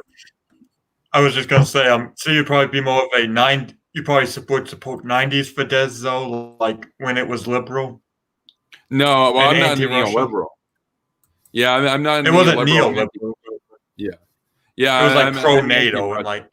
Yeah, like I support Poland today. I wouldn't support Fidesz in the 90s though. So. Okay, so moving on next to Les Républicains, or however you pronounce it, which is the more, which is the guys. I think. Pardon? I think it's Les Républicains or Les Républicains. I don't know how much. I don't know much about them. I actually don't know much about French politics in general, except for the fact that I think Macron is probably by default my favorite European leader right now. Although I do kind of have a soft spot for Boris. Yeah, I would say Boris. I'd say Boris followed by Macron. Okay, but I don't like Boris. I don't know. Brexit was kind of a shit show. No, you're anti-Brexit. Okay, you're anti. Wait, you're anti. Oh, of course you're anti-Brexit. Wait, Kevin, you're pro-Brexit. I high five, man. Anti-Brexit, but I've now a more nuanced perspective on it. I'm not sure whether I'm pro or anti-Brexit. Okay. Because I have numerous problems with how the European Union functions, but the concept of the European Union, I'm in favor of. Yes. Really? That describes. I am. Yes, I am for the EU. It's called in concept, but I do not support it in practice. It's called because I'm opposed to both. So. It's called it's what you call soft Euroscepticism. Yeah. I actually think that Nigel Farage kind of has a interesting view on it. He doesn't actually want to leave Europe, but he wants. I mean, not like Europe, but he wants Europe to exist, but not the EU to exist. Weirdly, that weird Nigel Farage type. Yeah, so like like once a European Central Economic Zone, more or less. That's basic, because that's what the EU was supposed to be in the first place. It was just supposed to be one giant free trade zone, but then it continued to grow larger and bureaucratize, and now there are literally people who are calling for it to become basically the US, but with a bunch of European countries, which is not going to work, mind you, because the United States is nationally unified. It's a melting pot, more or less, but then also. So it was built on the idea of a melting pot ideologically and culturally, and then there's the one. English is really what unites. I mean, I think they should make English the official language of the U.S., but either way, I don't think it really matters at the moment because everyone pretty much speaks English anyway. But the difficulty for that with the European Union is because you have all these different ethnic-based countries, each with their own language and distinct national identity. You can't really make a coherent European identity. Like that just doesn't exist. They can't even unite Belgium, and that's only two nationalities in Belgium, and the government can't form. So. I am in favor of an EU. I just have numerous problems with the way it operates currently. Kevin, why are you against a united Europe on principle? Well, it undermines American hegemony over the area. I prefer bilateral relationships where the U.S. has an upper hand over each country than to have a rival power that's going to simp for Putin and Xi Jinping. You realize I can see withdrew a lot of American influence. Can we have order? Because I mean, it sounds bad right now. It probably sounds worse to the audience. Like, let's just take turns, right? So. All right, fine. Also, I don't know anything about French politics, so I don't know if the Les Républicains is conservative or not. They're a Gaullist party. I vaguely know how to describe the French right. You have like three main aspects. You have Les Républicains, which is like de Gaulle, which I guess you would say is kind of like British conservatives-ish in like Romney types, or not even Romney, like Manchin types actually. Then you have the Debout La France, which is like the more conservative. They're the ones that like the soft yield skeptics, the more the more patriot. Is it? No, I don't. I think Jacques Chirac like the Holocaust denial one. Might be. No, that's Marine Le Pen. Yeah, she's not a no. Marine, she's a fascist. Yeah, that's like the third right, like the one that's not conservative, but conservatism is basically Les Républicains, which is liberal conservatives, and Debout La France, which I would say is more national conservatism. Okay, so moving on then from them. I think Kevin's gonna get a kick out of this one. But here we go. Actually, I don't know what Kevin's position on him is going to be, but let's see. Because it's basically, I know that he's not in the party anymore, but more or less this is the typical mainstream. Are we talking about Sloan? No, talking about the social liberal party of Brazil now. Oh, we're talking about Brazil. Okay. So yeah, social liberal party. It's interesting. Well, because I had a former coworker who's Brazilian, and the way she described Brazil is basically where in the United States you have a center right and a center left party. In Brazil, it's basically you have a far right party and a far left party, and basically the elections, the way it happens is so most people are in the middle, but they have to vote for one of the two. And so basically what they'll do is they'll vote for one party, and then afterwards they'll vote for the other party to at least try to bring it back into the middle. That's why a lot of people ended up voting Bolsonaro, because they did not want a Marxist. They just didn't want Marxism anymore, more or less. But the Social Liberal Party in Brazil, from what I know about it, they'd be like almost Democrats in a sense, but also very nationalistic and socially conservative. But they sort of have like center-left economic policies. Whereas I think Bolsonaro separates from that because he believes in neoliberal economics, that is why I don't like when people call him Trump of the tropics. That seems like a very just skin deep way of looking at it, especially because he's for free trade. He reminds me more of almost like Pinochet light. Pinochet. Yeah. And I'm actually I think Bolsonaro is an idiot, but I think he's probably the best thing for Brazil right now. Well, His if COVID the response choice- is terrible though. Oh, it hasn't he had Well, COVID like it's- 5 times? Well, I Yes, mean, Grayson? every South American nation COVID case has been bad. Yeah. Well, It's just not Brazil; it's all of them.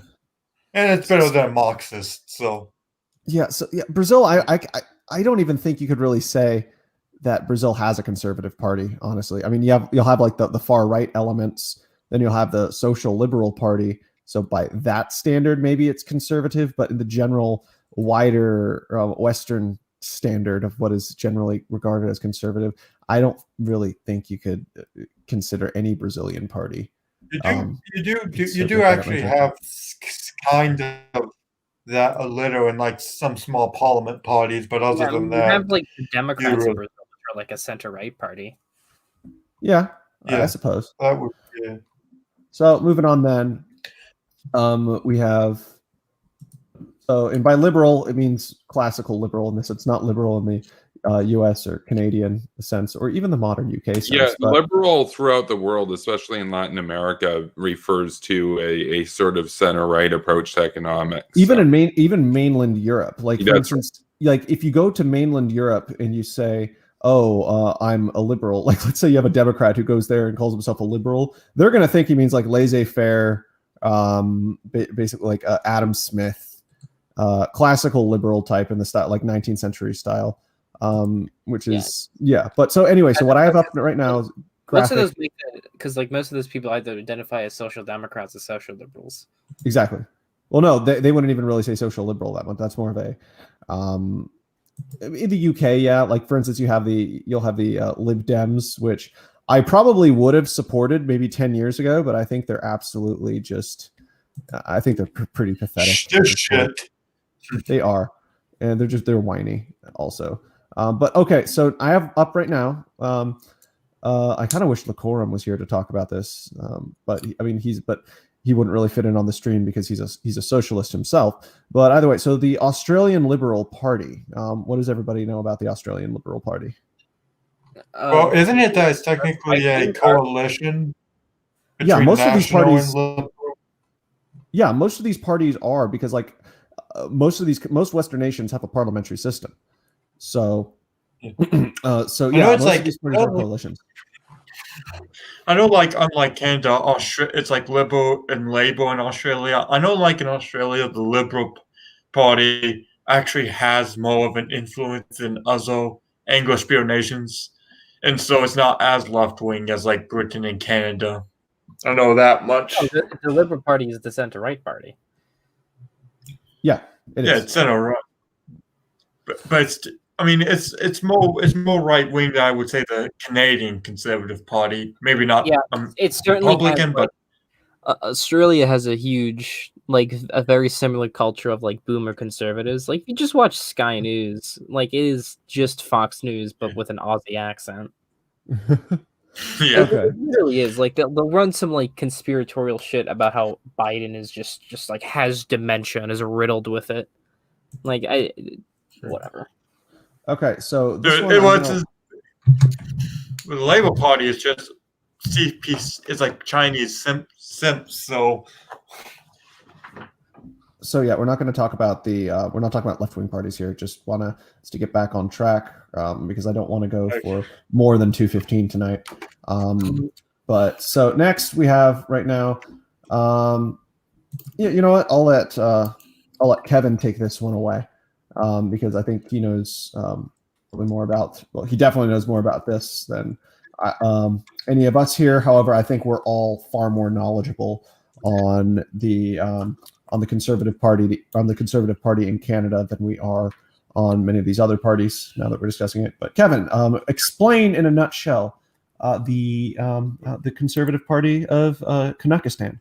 Yeah, sure. So the Conservative Party, as we know it today, used to be basically two separate parties. They were united and they were weak. And in Canada, what you have to bear in mind is that the Liberal Party here has been regarded historically as the natural governing party of Canada. and that's been true since Confederation. We're talking over 150 years. Most of the time, we've been led by a liberal government. The Conservatives tend to be disunited and whatnot. Stephen Harper united the two in the early 2000s or so, and went on. Yes. Yeah, and then went on to win bigly, and he, of course, became prime minister. He won a series of elections, and he basically built up a Conservative Party as we would know it today in Canada, which is, I would characterize as center to center right on economics. I would say center right on social issues. And insofar as our political spectrum allows here, and so far as our Overton window tolerates, I would say center right on security. And he did champion, defense spending, involvement abroad, of course, and what we've seen since Harper's been gone, we've seen the Conservative Party largely in this sort of disarray. Now, there was a leadership election that took place a few years ago, and this was between Andrew Scheer and Maxime Bernier, and Bernier almost won. But because he was about 1 point away from becoming the leader, he said, you know what, I'm just going to leave this party and do my own thing. And he founded this meme, the People's Party of Canada, got about 1% in the election. It's a total joke. It's like a libertarian joke, basically. So that left Andrew Scheer in charge of the Conservatives. Conservatives they didn't do well with Andrew Scheer. So there was another party election that happened that featured, of course, Aaron O'Toole, Peter MacKay, Derek Sloan, and Leslyn Lewis. And in that one, actually, what happened was that Aaron O'Toole managed to somehow pull away on that and become the victor. Aaron O'Toole, however, is a very weak leader. He's insecure. He's basically, think of Justin Trudeau, but with a blue hat. That's kind of how my friend Wyatt would probably characterize him.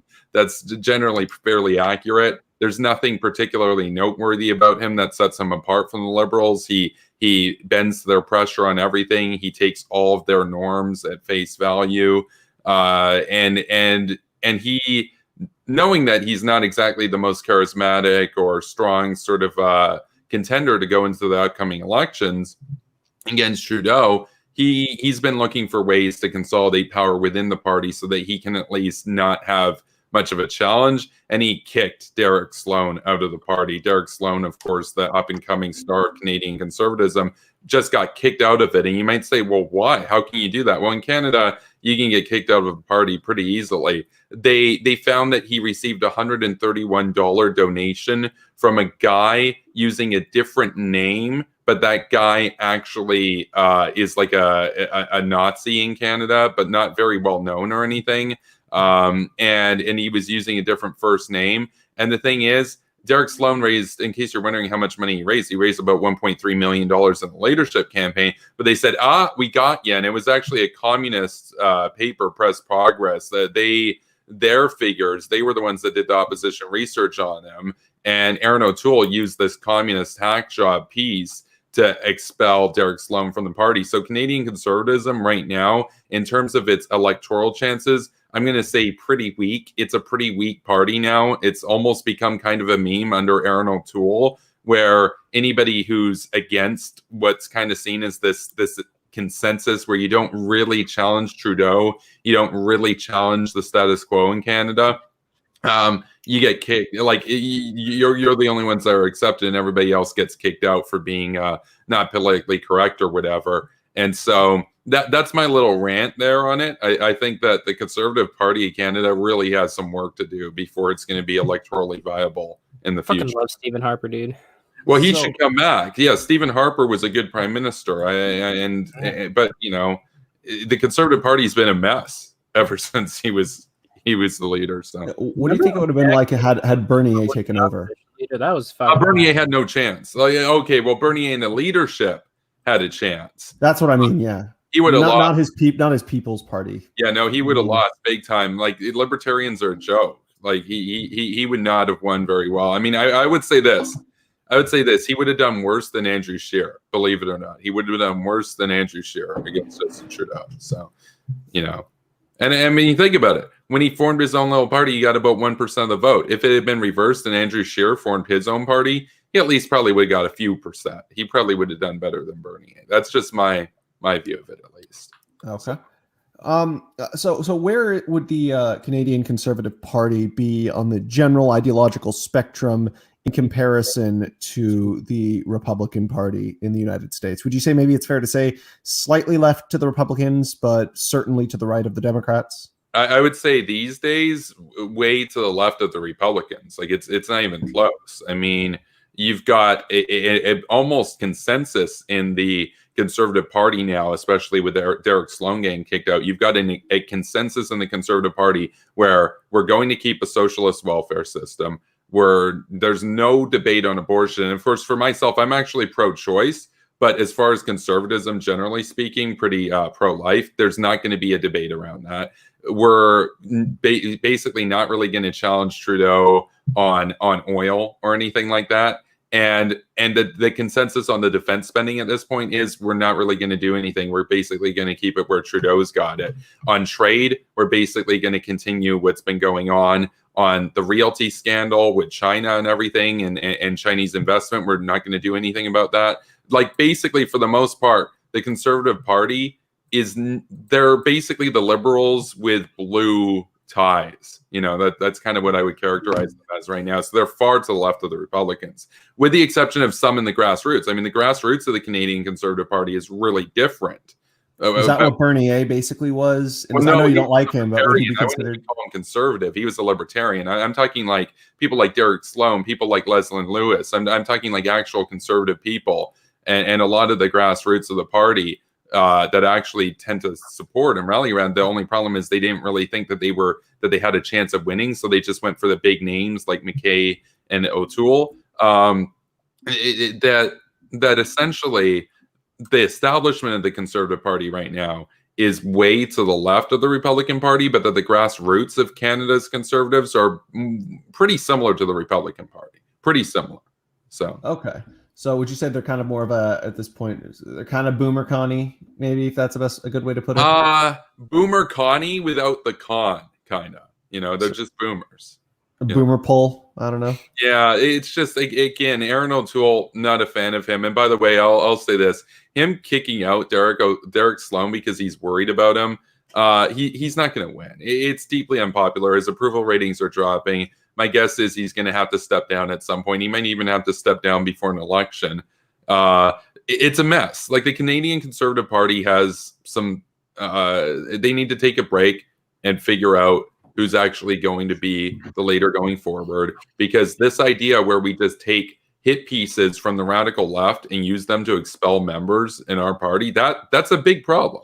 That's a big problem. Like when you're basically countering and when you're responding on the terms of the radical left, you know you've lost. Like that's I don't consider the establishment party of the Canadian Conservatives to be like particularly like right wing or whatnot. It's kind of a meme in that sense. So, you know, it's a big problem because, well, it's a big problem because Trudeau has the state media on his side. Like in Canada, there is state media. It's the CBC. They're funded by the taxpayer, and they have a profuse liberal bias. They're biased against the NDP on the left, and they're biased against the Conservatives on the right.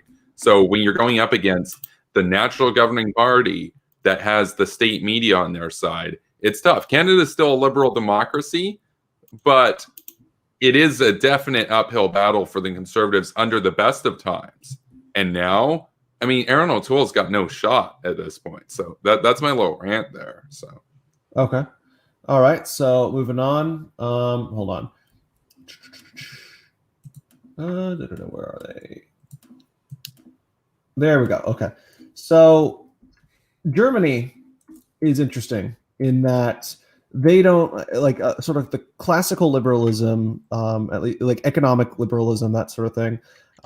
Never really took off in Germany in the same way as it did throughout the rest of Western Europe and, of course, in the Americas. But and it seems like their right wing, or I'm not even going to say right wing, their version of conservatism is so less classically liberal, and even less at this point. Definitely, they don't have those throne and altar parties anymore because, unfortunately, they well, let's just say there's not much of a pro-Kaiser movement at the moment. I like the idea of constitutional Kaiserism personally for Germany, but right now the center-right party, dominant center-right party, is the Christian Democratic Union, which is Angela Merkel's party. So they're very Bismarckian in terms of their social views and in terms of their economic views. Plus, they combine it with a more democratic element than was present in Imperial Germany. But But pro-Russian element too. Let's not forget that they got Armin Laschet. Adam Laschet, man, Adam Laschet. Armin Laschet. He's a Russian simp and a Turkish simp. If you didn't, He's a chemical weapons truther. yes, he is. He's basically Jimmy Dore. He's Tulsi Gabbard. Like, imagine if Tulsi Gabbard became the leader of the leading party in a country. Armin Laschet is the German Tulsi Gabbard. He's basically, there's no difference between them. They both. He said before, quote, "We need Assad," quote. That's a quote from him from 2015, for example. Let's be real. It's almost kind of poetic how as soon as Helmut Kohl dies just a couple years ago, and suddenly this fucker's now in charge of the CDU. No, I know. It's a joke, and he's going to take over Angela Merkel's position, and he's going to continue that Schroederization, just moving Germany further and further towards Russia. And if the Biden administration is anything like the Obama administration, they're not going to do a goddamn thing about it, unfortunately. So, an alternative to Deutschland, that's sort of I would say that's not exactly. I wouldn't call them conservative. I wouldn't call them conservative. I'd call them I'd call them crypto-fascist, personally. Yeah, but the thing about them is they might actually there's a chance. Now I know that the Russians hype them up too, but there's a chance that you're actually going to see these types of parties actually gain popularity as the CDU under the leadership of Laschet goes and just prostrates itself before the Kremlin. I mean, it's going to be an absolute transparent display of cuckery towards Germany's enemy, and people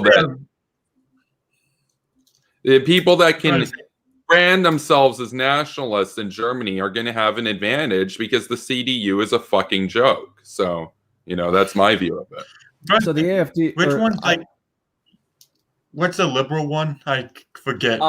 Free Democratic Party. But the thing is, they're basically the CDU on policy is a socially conservative version of that. Like, that is the basically German politics is strange. Again, like I said, there's never been like a truly, I mean, yeah, economically liberal they are, but not in the same like hardcore free market sense as a lot of other Western countries. Plus, they've a much heavier welfare emphasis than, say, both the Republicans and the Democrats in the U.S. Yeah, this is a party, by the way. This is a party that literally shut down their own nuclear plants, which they had were somewhat the envy of much of the world. I mean, you could say France and Japan have a better infrastructure there. They shut them down. Why? So that they could buy more energy from Russia. I mean, it's embarrassing. Also destroy forests to mine peat coal, the most polluting type of coal in the world. Well, no. Yeah. What about clean coal, guys?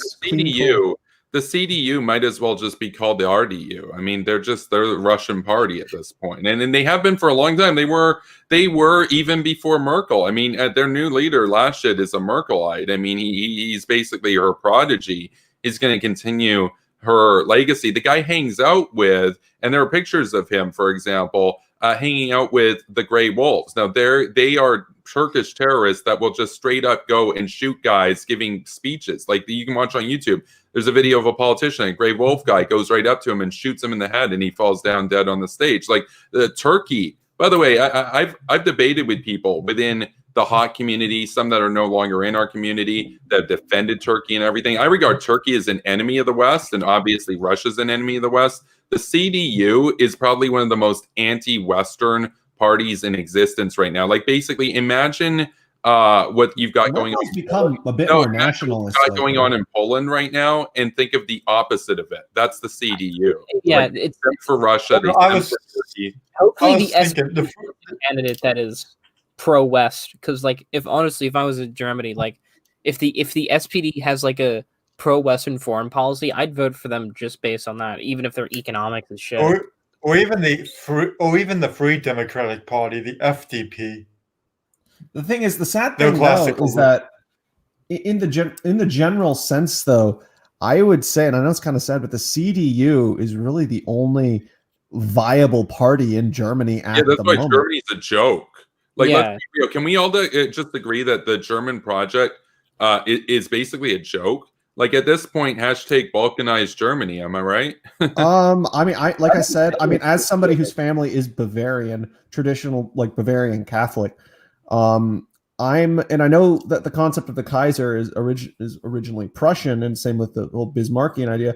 But I 100% think that at least for the survival of Germany, like as a cohesive culture with a cohesive tradition, they need to bring back the institution of the Kaiser, at least as a constitutional monarch in a sense. I don't think that would save anything, though. I think that would just continue this trend towards simping to Putin in Turkey, just with the Kaiser as a formal head of state. So you have state dinner banquets and stuff. I think the solution for Germany should have probably started after after World War II, which it did to some extent, which was just basically divide and exert influence. I think a united Germany has been consistently simping towards the enemies of freedom, and it's a problem, and it needs to stop. And if they can't stop it themselves, we should basically just turn Germany into 3 different countries and have more power and influence over them.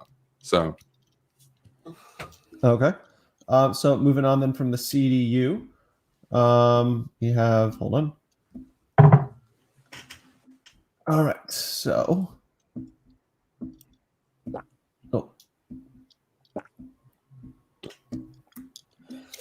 Everyone's favorite. The Republican Party of the United States of America, found by Mr.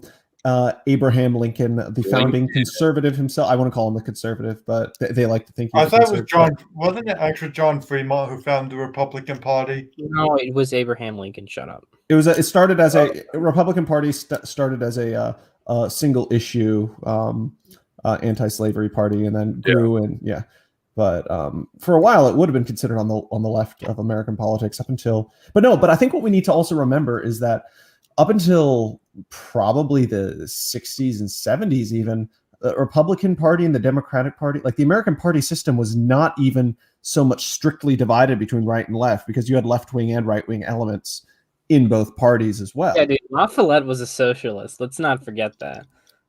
Who, Lafayette? No, Lafayette. Okay, it doesn't ring a bell. Oh, okay. He was the progressive governor. He ran third party in, I think, in 1928. He was a Republican. Okay. Oh, I know. He thinks he literally went against Warren G. Harding, the ultra mega god. So I mean, I don't know why you love Harding so much. Is it a joke, or are you see? Coolidge was better, way better. It's partial. I mean, it's partial. It's both for a meme, but also when you actually look at his policy, it wasn't actually as bad. Teapot Dome scandal was massively overplayed in history. Anyway, yeah, because the American party system was really weird, because the only real difference between the Republican and Democrat parties up until the seventh party system was that the Democrats were a Southern conservative, mostly agrarian and labor party. Like that's where their issues were. And of course, before that, it was maintaining the institution of slavery. And the Republicans were pretty socially liberal, especially when it came to civil rights of African Americans. But it was generally just a pro-business party, an economically laissez-faire party. Like that was it for a long time. Like it didn't sort them. They didn't sort themselves out until after the 1964 election. Okay, so would you say that even today? Actually, so for a second, let's go over the. I don't want to say the modern state of the Republican Party, but pre-Trump.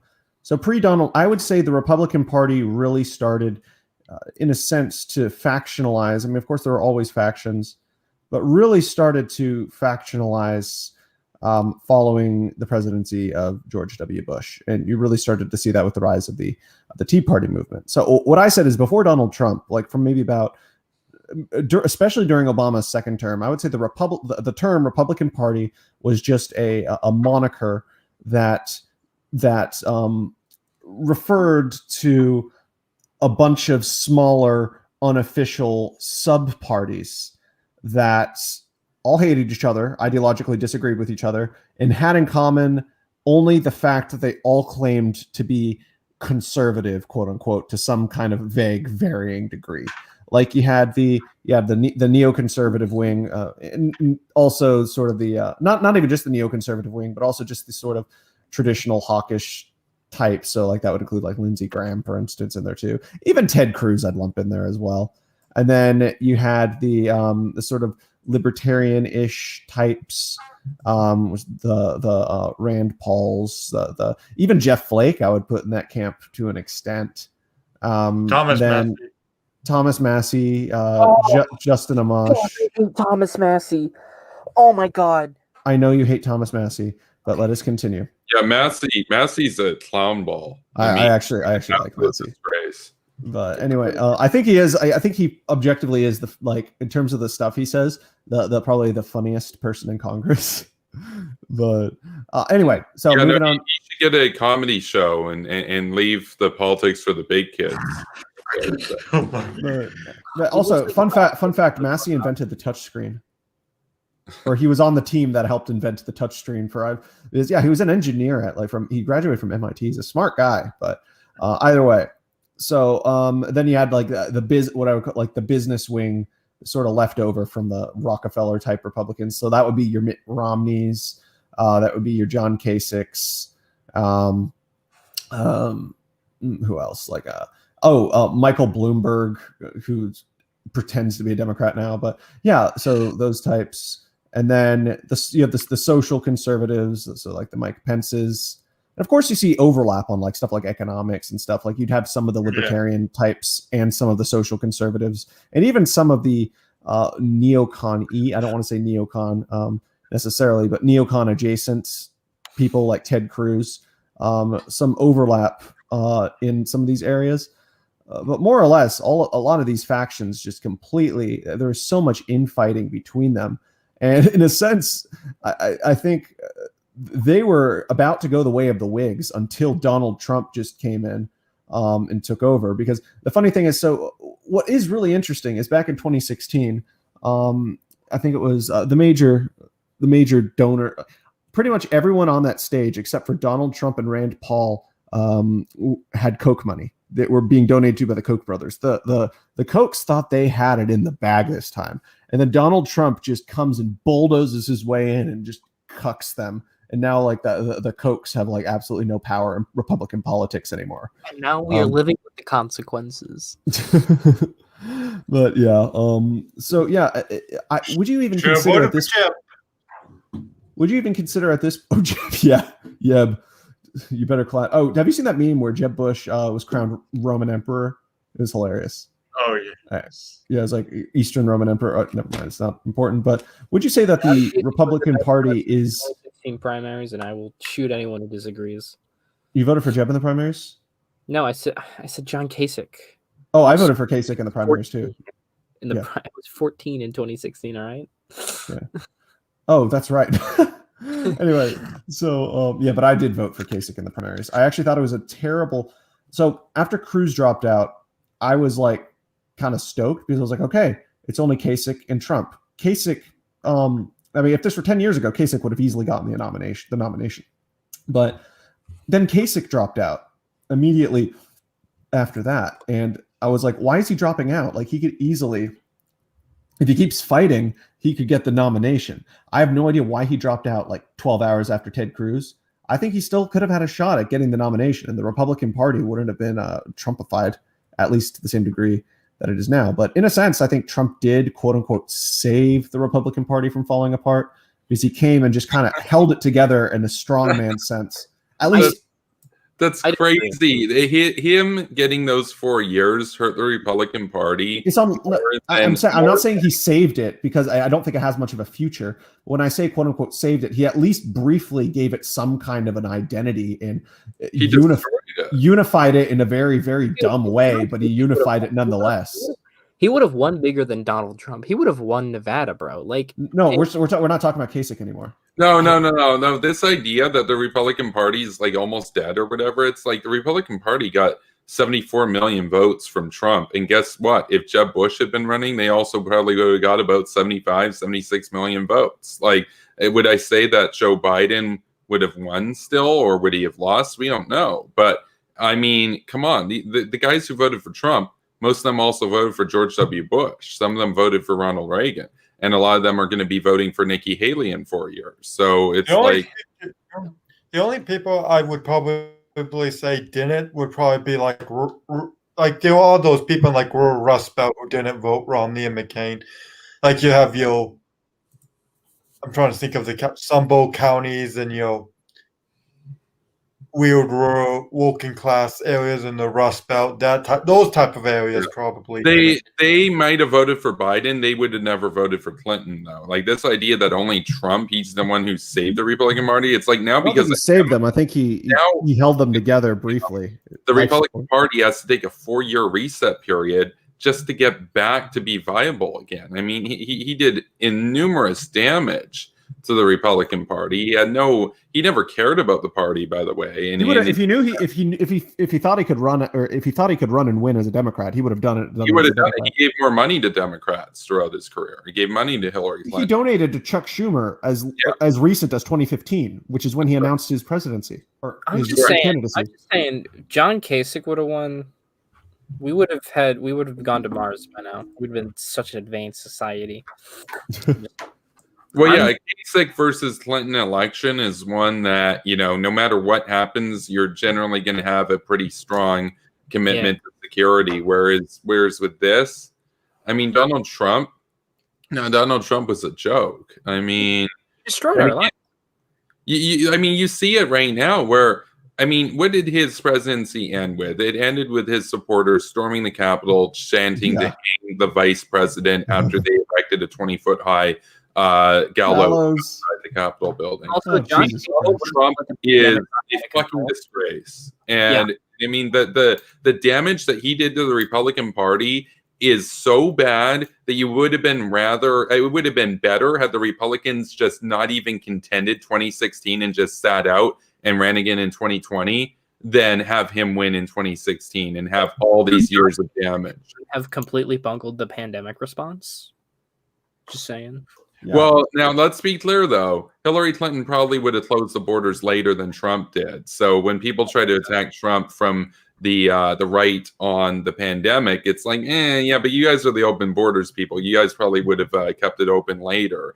I don't think so, because the thing is, it's like, for one, I don't think they would have, because like Trump received warnings very early on that this is really dangerous. But the thing is, like, anybody slightly more competent than Trump would have tried to get resources on the ground as fast as possible, try to get, like, some testing secured, because we still have problems with testing, right? Like, this is how incompetent this administration is. Like, I think Hillary Clinton or John Kasich would have quickly figured out how to get testing under control and try to figure out whether lockdowns are appropriate. Sure, they could have done them later, but like even at that point, I don't think the damage would have been as devastating.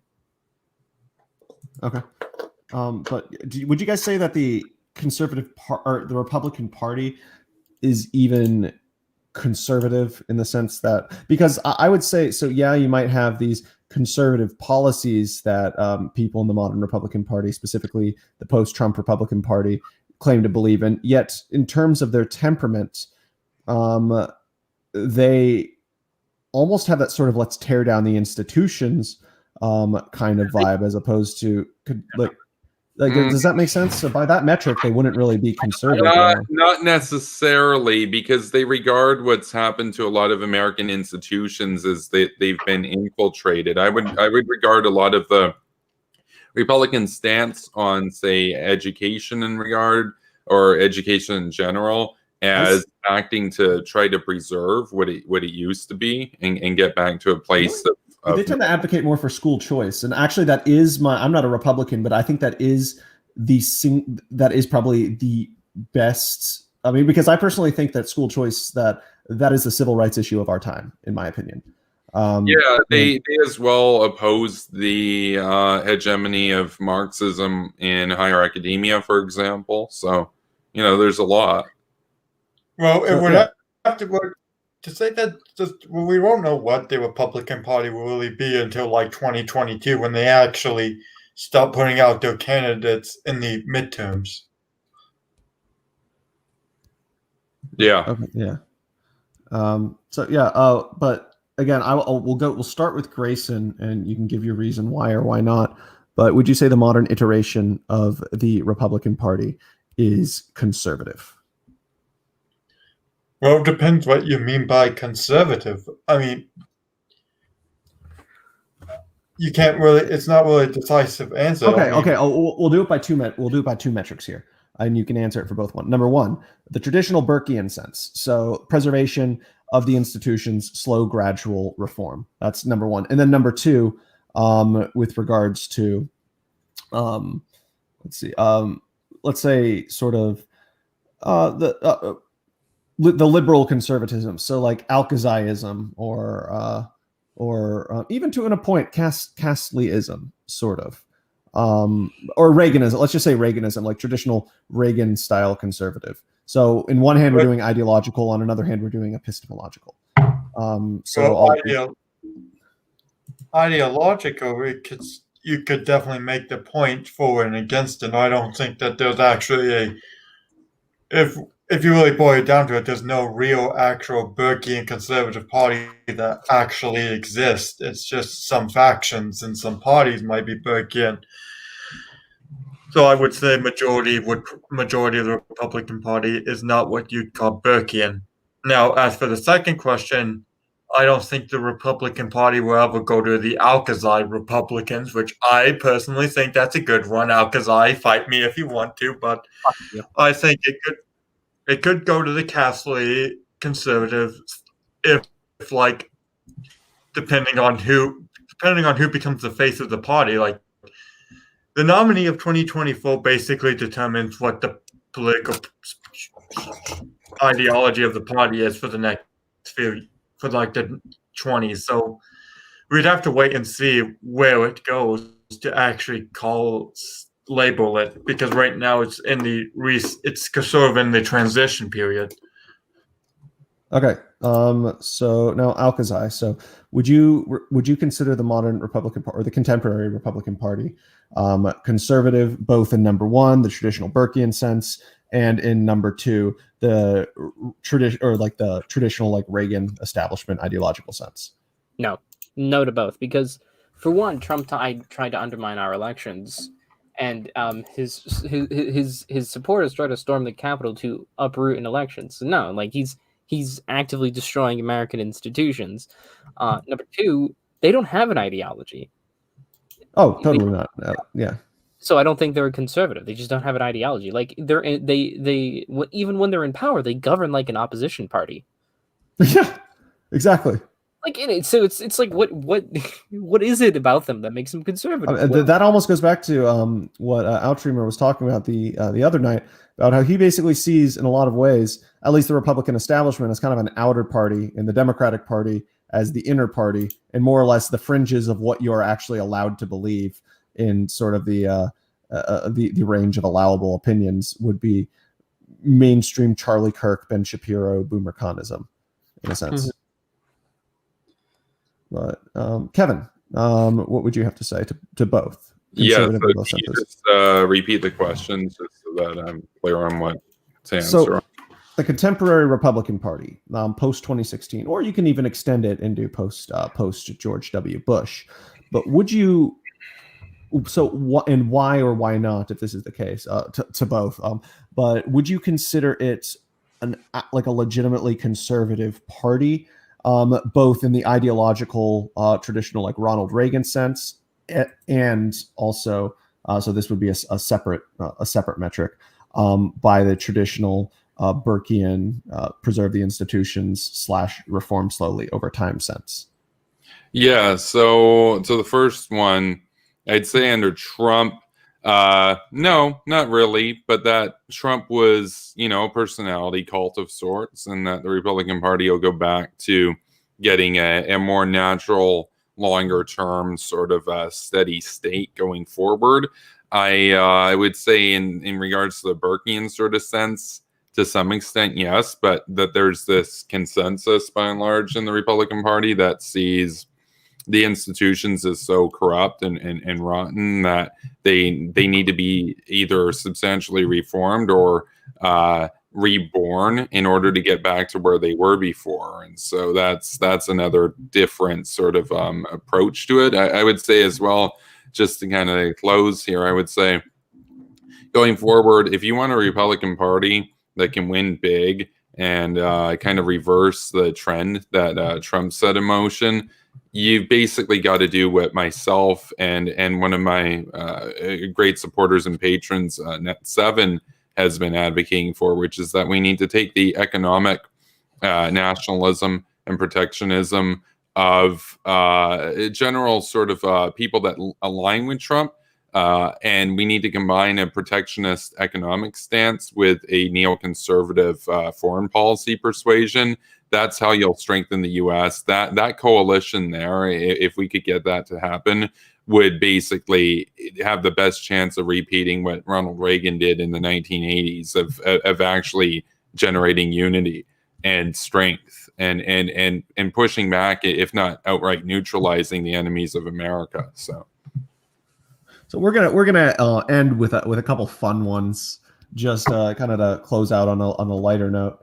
So we just did the Republican Party. So anybody know what this one is? The Constitution Party. I do. Yeah, of course. You're the paleocon here. It's basically a fringe paleocon party who thinks that they're for freedom and constitution. It's kind of like Liberty University. How that's an oxymoron because they really don't have much liberty at Liberty University because it's like a Jerry Falwell's Christian Dominionist school. But Constitution Party, paleocon, but also they believe that like the Bible should also be like officially the doctrine of the U.S. along with the Constitution. Surprisingly, not entirely. I mean, if you look, Daryl Castle was actually pretty moderate. Oh yeah, he was in some ways Castle. In hindsight, part of me kind of wishes I could have voted for him. Not that I like the Constitution part, but he was like almost. He had a very libertarian tinge about him, even more to an extent than Gary Johnson. I mean, I probably would have voted for Castle hindsight, but if I could vote, first of all. But other than that, I mean, the Constitution Party, it's a joke. It's based. I mean, it's like it was. I mean, it's like the joke. It's like the jokes of the paleoconservative movement before QAnon took over. That's like, I mean, that's like classic. That's like the classic paleocon extremist party right there. Like, I mean, that's the good stuff, not like this Q crap. We got lizard people, Obama being lizard personnel. That's a party for me. Joking of that. How could that? What? Do you know what? Do you know how much do you know about the Constitution Party? I know that it's fucking crazy. Okay, and Kevin, of course, you can tell by this point that it's fucking crazy. Yeah, obviously. Yeah. Okay, so here's another fun one. So we're going back over again across the pond. Oh yeah, UKIP. UKIP. Yeah, I would not consider them a conservative party. I'd say they started as a Eurosceptic party that sort of became a weird mix of populism and classical liberalism, and then like Sargon just destroyed it. Yeah, I as I said before, I support Brexit and everything. You think though that UKIP is kind of a meme, and they tend to do a lot of. I think it's start like me. I'm just gonna say there was a possibility that at one point I would have supported them if I were in the UK at that time, but then they just became they basically got hijacked by a bunch of weird different elements. And I wouldn't even say it was Sargon's fault necessarily. I would say it's more the people. Tommy Robinson. So it was. I would say Tommy Robinson. Yeah. Tommy Robinson is fucking crazy, dude. Holy shit. Yeah. So the party I think UKIP under Farage was actually pretty competent. I mean, it wasn't. I mean, even if you disagree, it came third by popular vote in the UK elections. mean, under Farage was pretty competent, but it just hasn't been able to find a good leader since then. Yeah. I think It's kind of like, yeah. But Sargon of Akkad running for the party certainly didn't help because Sargon is a massive retard. I don't know. I still kind of have a soft spot for him. Not gonna lie. I mean, sure, but like, this guy believes in anti-Semitic conspiracy theories. He simps for the Russians. Like, he just. No, I'll say this. Here's the thing. Sargon's a joke. Farage has some good points. He's also cringe in other areas. Here's the thing. Here's the reality that nobody ever talks about. And my friend Kanzik really kind of highlighted the other week. Both the United States and Russia benefit from Europe being disunited. Let's be real about it. I mean, Putin opposes the EU because even though they simp for him, he still wants to create division and whatnot. And the United States obviously would be against, in terms of her interests, against a rival that doesn't share American priorities. So Brexit was both pro-American, pro-British, and also pro-Russian in that sense. Now, I mean, I wish that we had strong leaders in the West that would use that to dissolve the EU and make a very firm Western sort of hegemonic approach, as opposed to having this sort of super state that cries when terrorists die and trades with Russia and everything and simps for China. But with the EU and UKIP in particular, UKIP is Eurosceptic. One of the reasons why they are Eurosceptic, though, comes from a conservative place. They see the bureaucracy in Brussels as inherently problematic, and they have a lot of good points on that. That's what I would say there. So, okay, so UKIP should have picked Count Dankula as the leader. That would have been dank. Okay, finally, we're coming to the last one. We're coming to the Rim faction. So, according to Wikipedia, the Rim faction is led by Orn Free Ta, who is this guy, this fat dude right here. One of the two major factions. Get out of this. One of the two major factions during the Galactic Senate during the last years of the Republic. Non-human they came from the Mid-Rim, the Outer Rim, and various special interest groups such as the Techno Union, the Commerce Guild, the Corporate Alliance, and the Trade Federation. They opposed the Core faction, who favored greater centralization of power. Fiscally, the Rim faction advocated for economic liberalism, thus supporting free trade, low taxes, minimal restrictions on enterprise, and the deregulation of markets. Discuss. What is this? This is Wikipedia, the Star Wars Wikipedia. It's like the Star Wars Wikipedia. Politicrat. I think it's fiction. I don't care. They're conservative. I don't care. I'd say they were classically liberal. I'd say classically liberal is a fair way to. Sure, whatever. Dave Rubin is a fucking Jar Jar Binks. I don't care. Yeah. I think it was a fictional faction that doesn't actually exist in real life. It has no meaning. Yeah, I would agree. Oh man. Okay, so finally, last couple minutes, just wanted to touch on.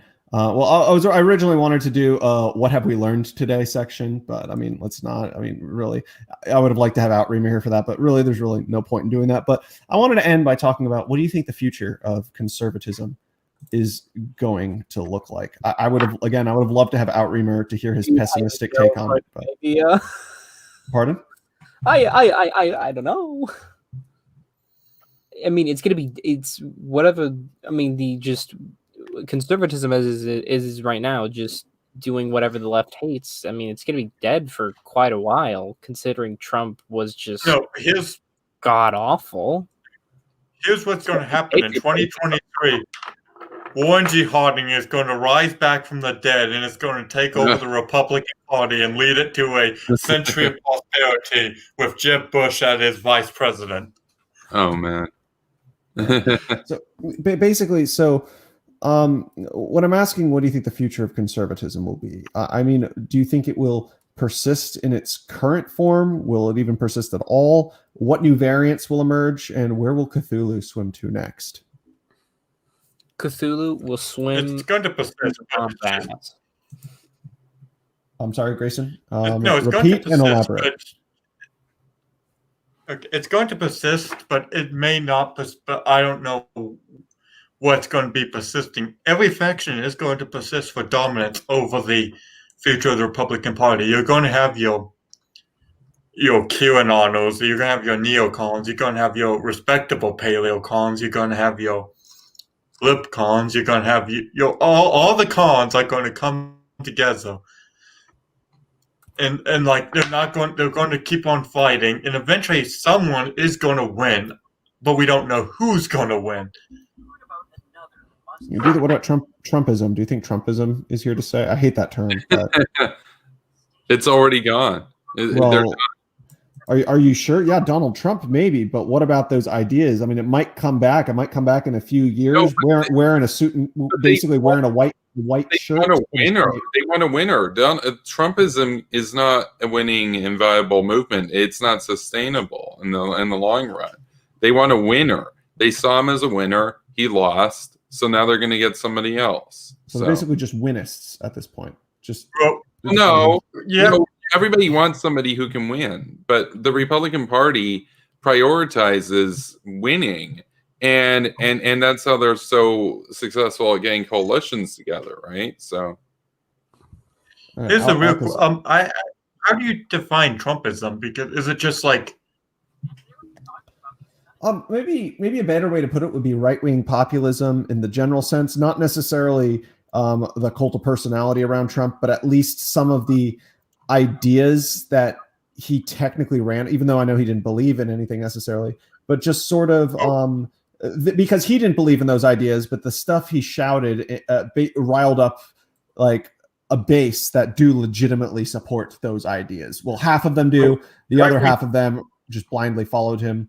But I mean, you start to see people like Josh Hawley, for example, and I'm trying to think of like some other examples. Matt Gaetz. Those people who are more or less true believers in what Trump stood for, not necessarily Trump himself, but more or less what he stood for. Do you think I'm going to say this. Josh Hawley's not going to be a future contender. I'm just going to say that. Gaetz could be as a meme as that would be. Gaetz actually does have some domestic policies that are actually good. So I would say that Gaetz could actually potentially survive.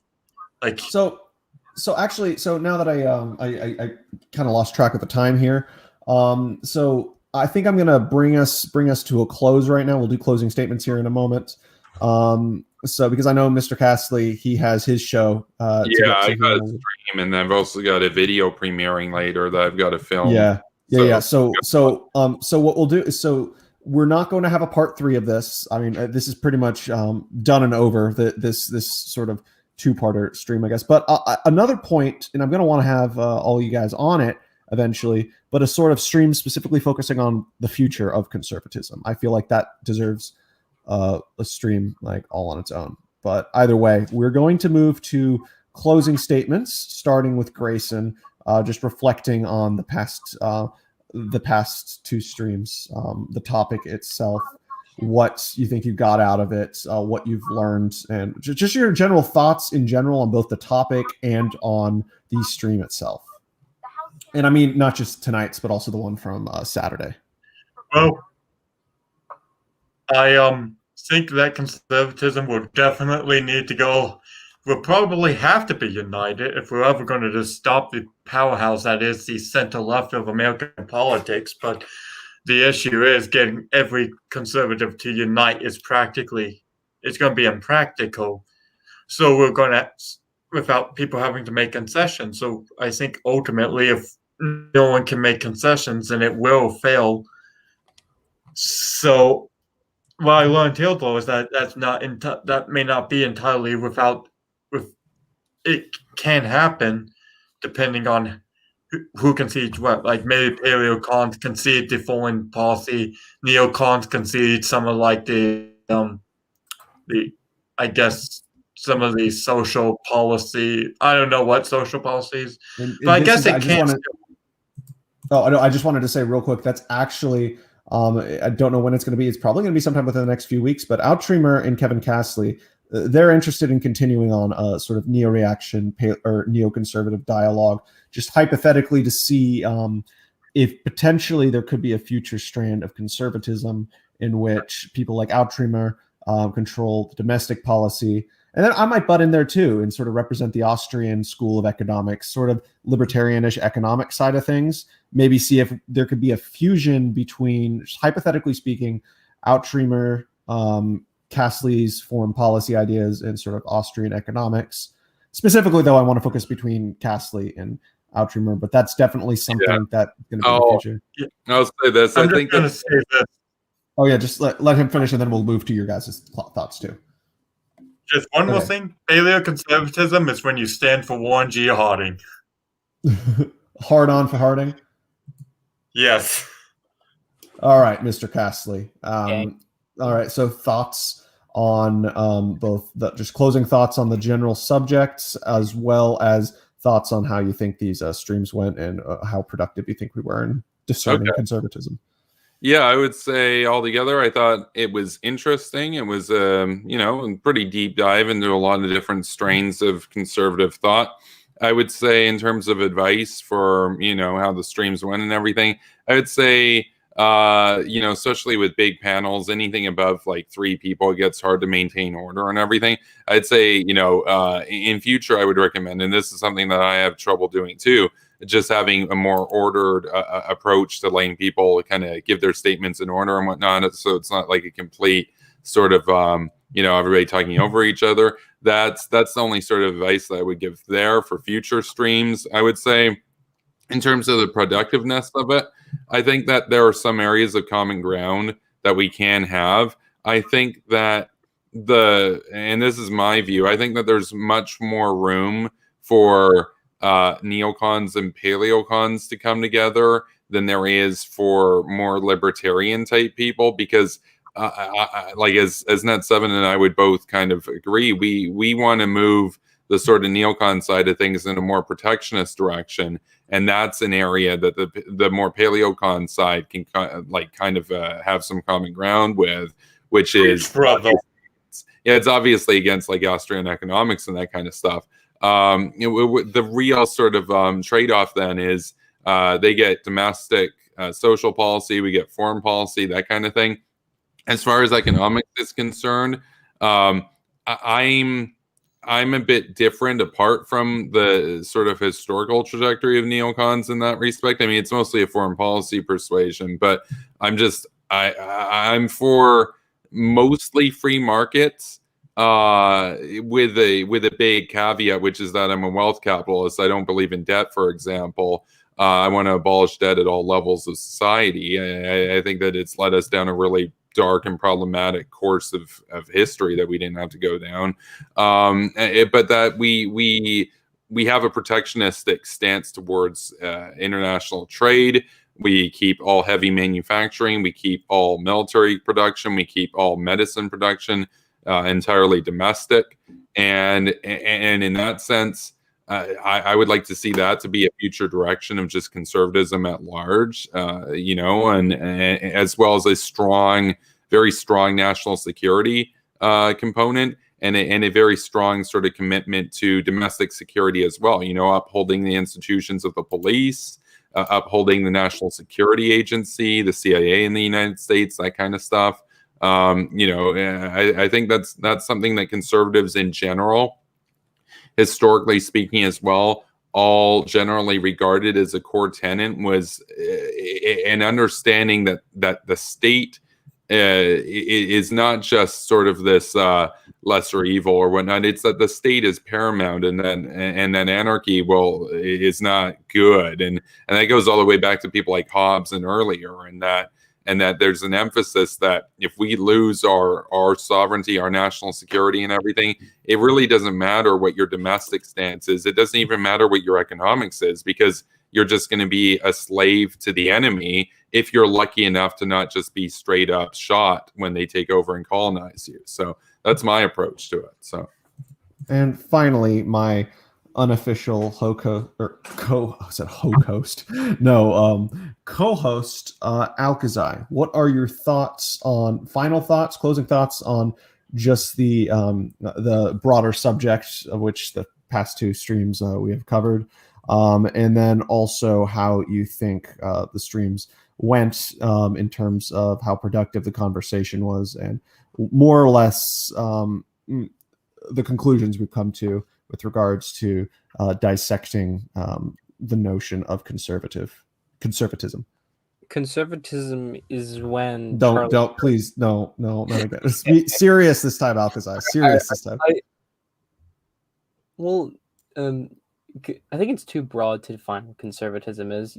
I think it's fine to settle on you have the two main wings of conservatism, which is the Burkean incremental reform types and the sort of high Tory maintaining of traditions and customs.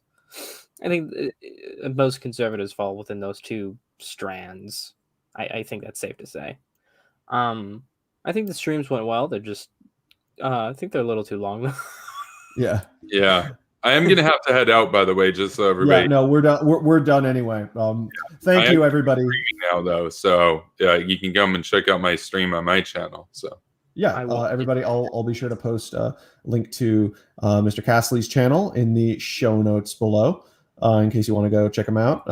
I definitely recommend subscribing to him. We disagree significantly on many things, but it's always a pleasure talking to him and having him on no, here. it's good to be here. I am gonna head out, everybody. And as my friend Nat Seven would say, death to all tyrants. So take care. All right.